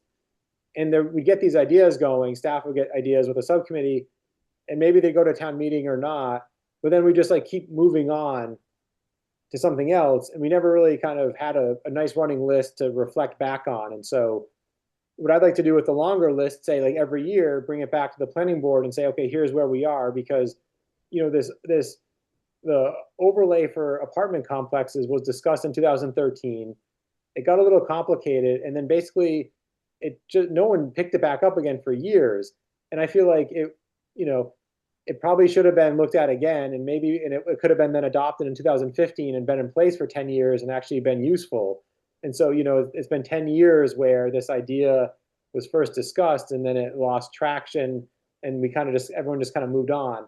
And maybe that's okay, but I'd like to have a better way of cataloging things, because maybe like this doesn't move forward right now, but maybe in 2 years we're like, actually, could we modify it and tweak it and bring it back again in a different form, as opposed to just abandoning things that board and subcommittee talked about for a number of months or something. And so we never really kept a good list. And so I like the idea of trying to have this iterative process of learning, and then kind of remembering where we were. And so we could always say, okay, here's where we were the last 2 years. Here's what we've done. What do we think, it informs us in year 3? And maybe we do all new things, but at least we have that ability to look back. I just think that's important. It's like we hadn't really been doing that. And so, yeah. Well, I will say I would support doing that, but I think you and staff are the people to do that because of the way the board rotates on and off, and it's just hard for us to keep track of things. No, agreed. Yeah, I think staff's trying to get better and kind of more systematic about some of this. All right. I don't see any hands at the moment. I think we kind of melded several of our housing agenda items into this conversation. So why don't we take a 5-minute break, come back at, let's say, 20 after 8, and I think we've covered most of the housing stuff. Nate, I think the last item, the memo, you might want to talk about when we come back, and then we can move on.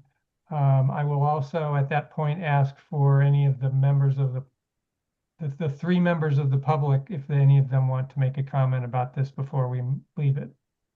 All right, thank you. See you in 5 minutes.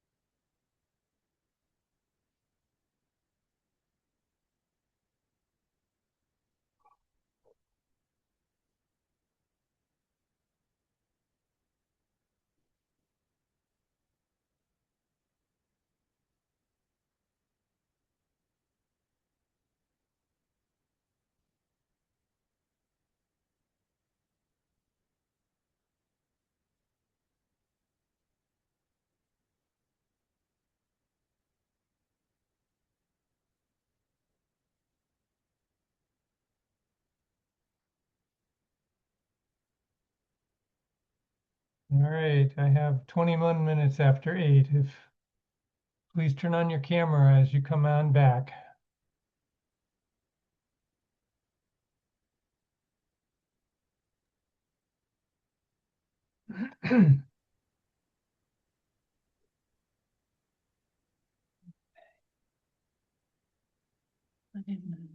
After 8. Doug, I wanted to share, I am solo parenting tonight, and there's a chance I might need to drop off a little bit early to just manage stuff here on the home front. All right, well, I will let you, yeah, hope everything is going all right. So, thank you. okay, well, stay or go away and come back. I'm good for now, but in like 10 or 15 minutes, I might drop off. Okay.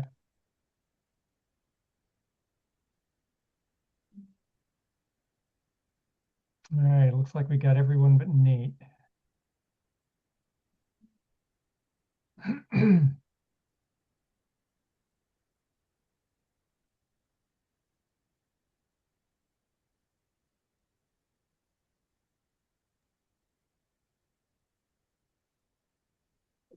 Sorry, time goes by too fast.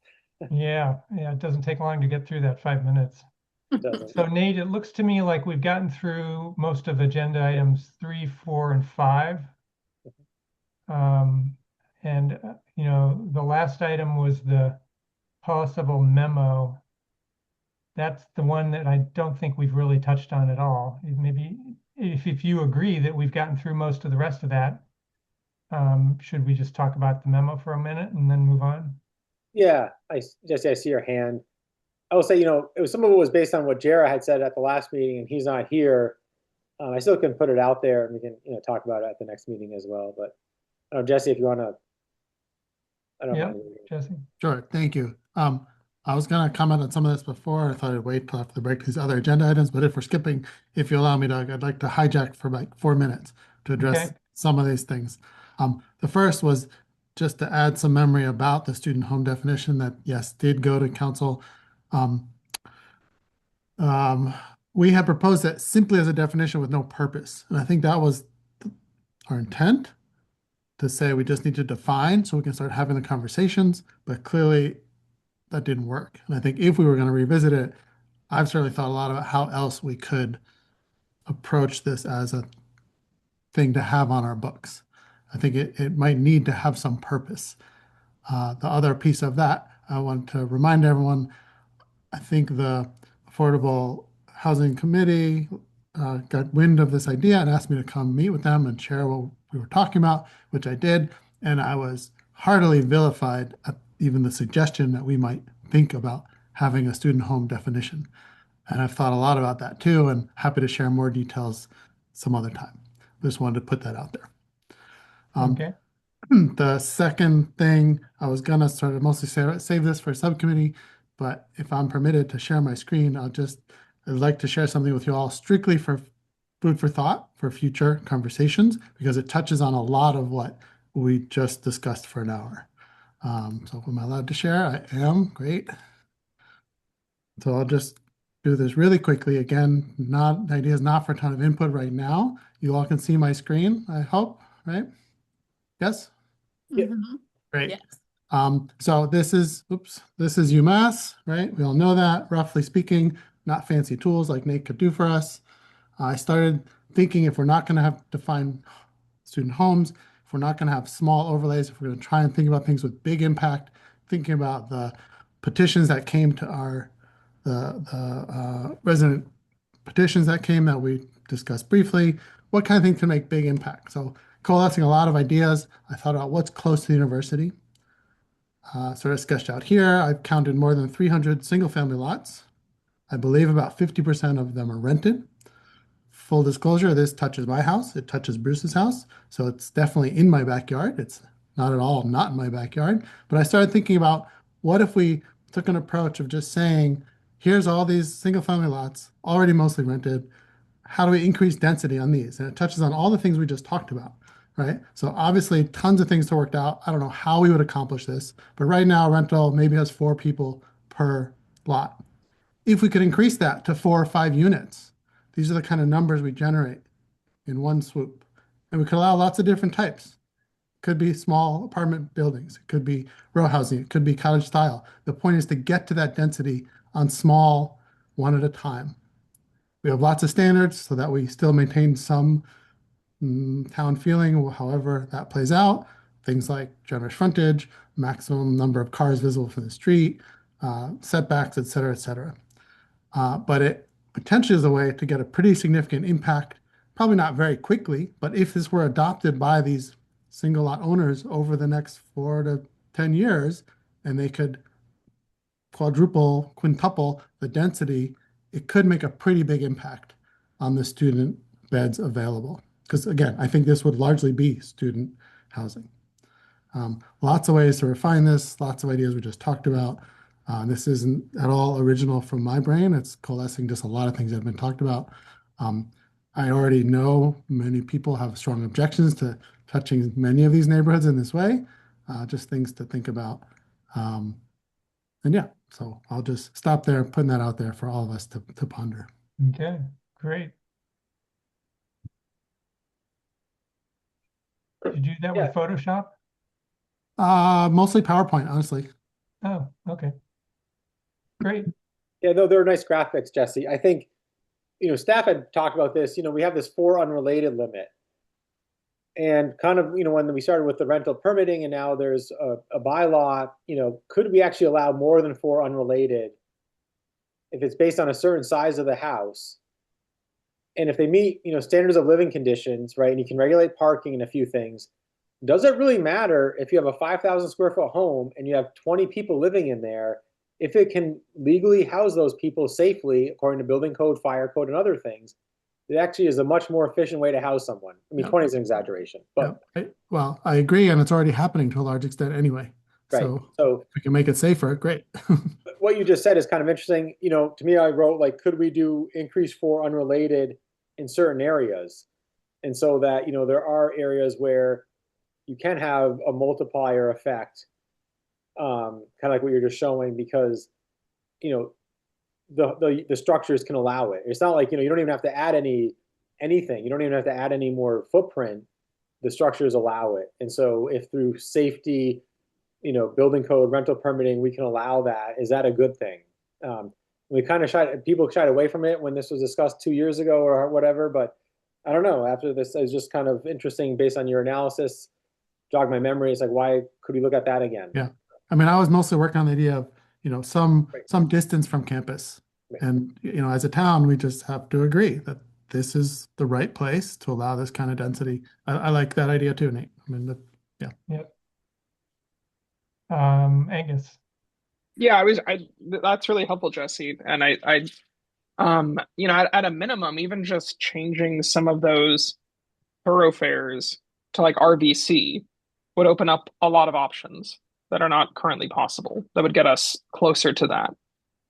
Changing Puffton Village and these other parts of North Amherst overlay that we're considering into RVC would open up more options under site plan review. So like, I think there's some very simple things that we could potentially do that would help that. So that's great. Footnote M comes to mind too. Yeah. Okay. All right. I guess not seeing any hands. We're down to one member of the public. That member of the public, do you want to make a public comment?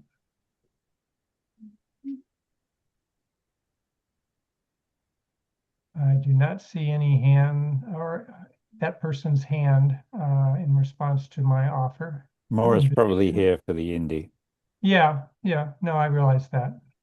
Just quickly, Doug, I just want to mention, I think I'll wait on the memo until Jara's here. We have a full board, but after the last meeting with Jeff, there was a lot of comments about transparency and leadership and other things around student housing. We've talked about it tonight, and so I don't know if I mentioned it then, but I think maybe an action item for the board is write a memo to the town manager and the assistant town manager, expressing, kind of issues, challenges, and opportunities around students and what you'd want to see. And so, because I think you could take the information we've talked about and put it in a page or two memo and just have it be succinct. And so that's all it was. And so I think, to me, Jarrah seemed like he had a lot of those ideas. And so I want to just have him, I was actually going to ask him if he'd write the memo, the draft for the board to look at. And then, the board could endorse it and send it off. And so,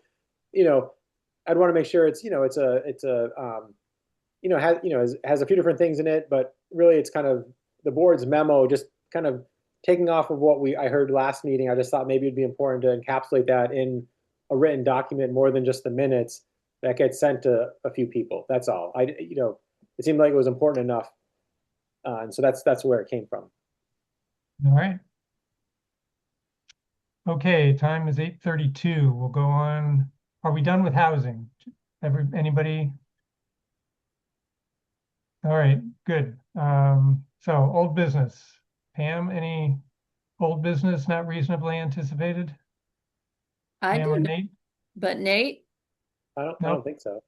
And similarly for new business? Nope. I don't have any there either.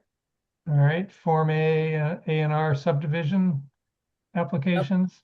Nothing? No, Upcoming ZBA applications, anything new? I know you've mentioned at least one in the last couple of meetings. I know, Nate, is there anything new?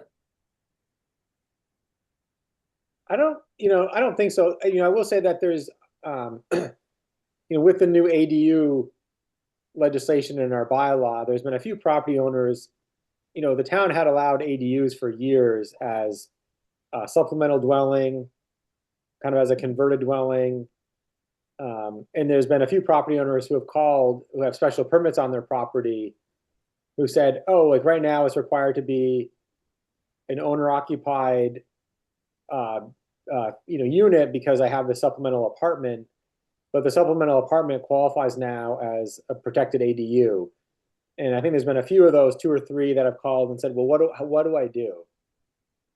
And so there's a few things they can do, but I think some of them are going to go back to the zoning board to try to remove some of the conditions of their permit or something related to that as a special permit use. So I think there's a few of those that are happening. It's not, I was kind of expected, I guess, once that legislation and our bylaw were in place, the state legislation. So, I don't know if there's anything else really. I think there's a few more things kind of coming that will be coming up with the ZBA, but just let you know that that's kind of happening related to ADUs.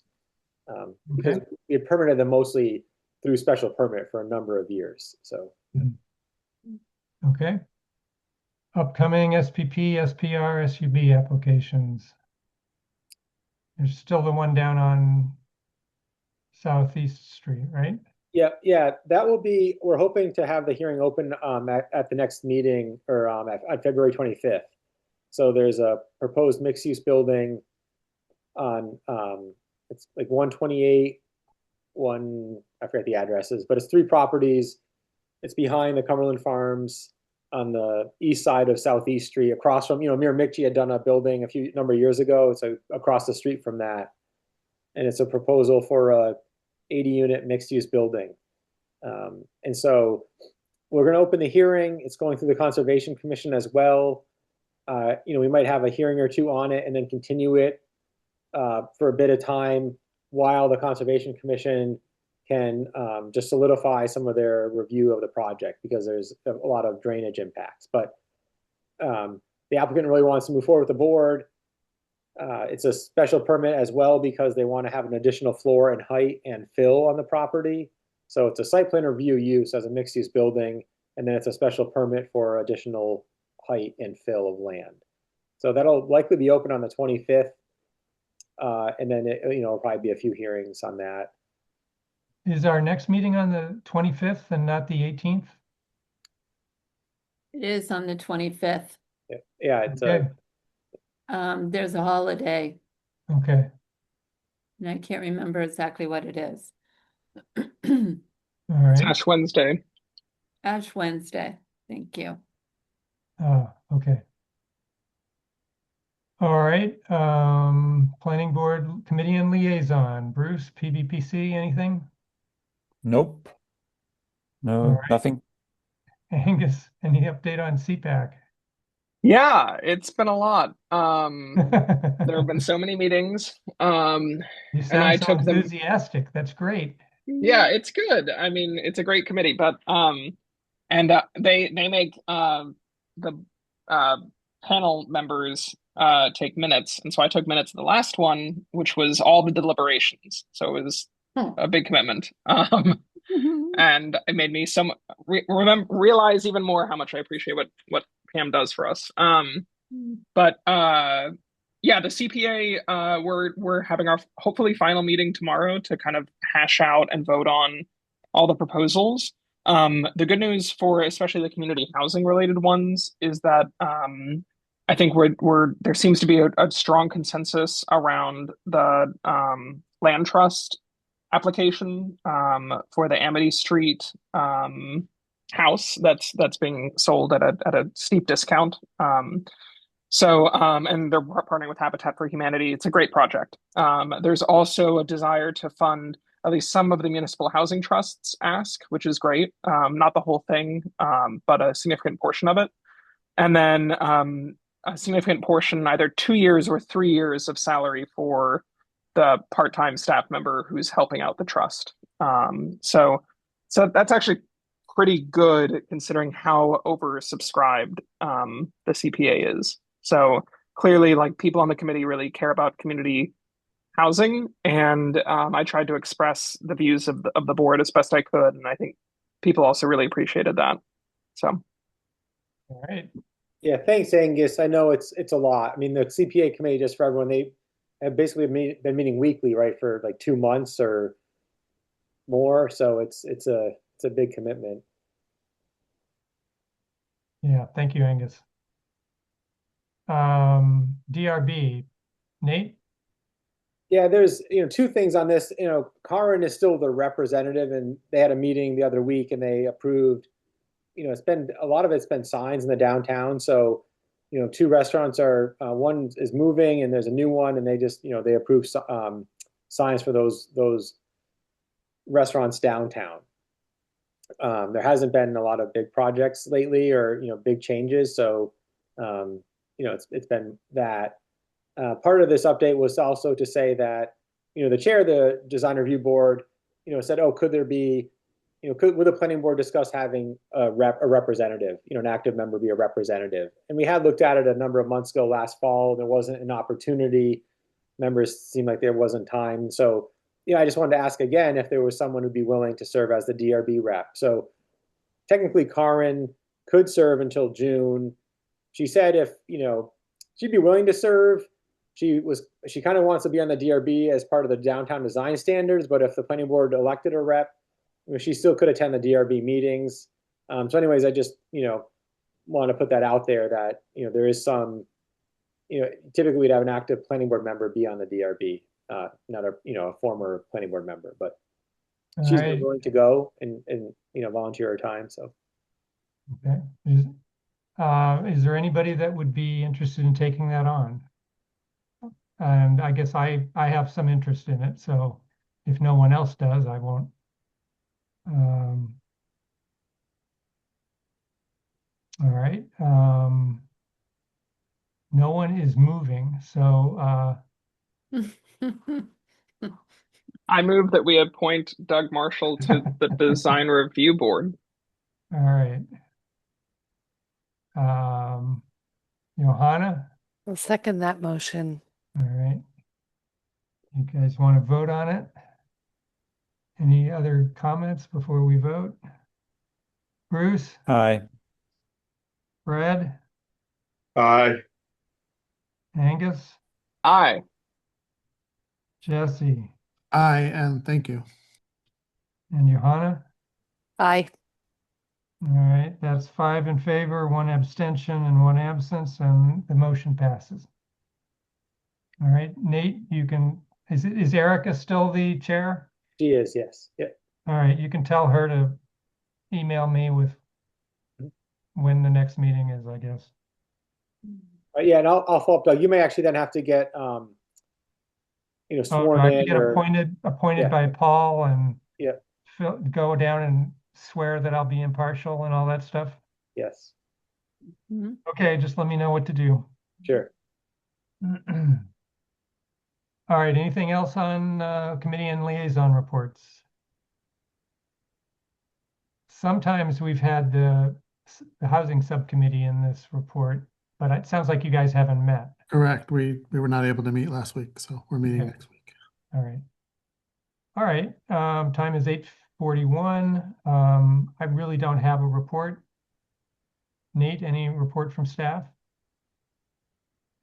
I don't have anything. Pam might. I just, I want to thank, board members for your time. I think the last two meetings, I really have enjoyed the conversation, and I think, it's laying a nice foundation for, the year to come. And so, it's something that it's important to have. I know it takes time, but I'm glad we're doing it. And so, sometimes I feel like sometimes we get so busy, the board gets so busy, say just reviewing projects or doing things, we don't have this time to kind of reflect and talk about priorities or bigger picture. And so I'm glad we're having that conversation. And subcommittee, we'll work on some of those tasks, and the idea would be that we can bring them back to the board and keep this momentum going on a few items. So thanks. Great. Time is 8:42. Does anybody have anything else? Sounds like our next meeting is February 25th. So that's 3 weeks from now. Jesse? Just logistical question, Pam or Nate, did you send the 2026 meeting dates and I just missed it? I realized they're not on my calendar. And if not, could you send them all in an email? Sure. I may not have. I was thinking No, I that think I I did. think you did. I think you Okay, did. then I Okay. can probably find it. But if it's handy, if you can re-forward it, that'd be I appreciated. can, no Thank you. problem. Huh. I thought you did, but I have the 18th as the next meeting, so maybe I didn't look at it closely Maybe enough. maybe the preliminary schedule had the 18th until we realized it was. Maybe I sent the wrong thing. I've done things like that before. Yeah, I mean, I All think right. what we do typically, right, we meet the first and third and we'll set out that schedule and then we kind of, verify it against holidays and other things. And so I think originally we probably had it as the 18th and then realized it wasn't a good meeting date. And so. Yeah. Okay. All right. So time is 8:43 and we are adjourned. See you on the 25th. Good night. Bye. Record. Stop recording. Are you sure?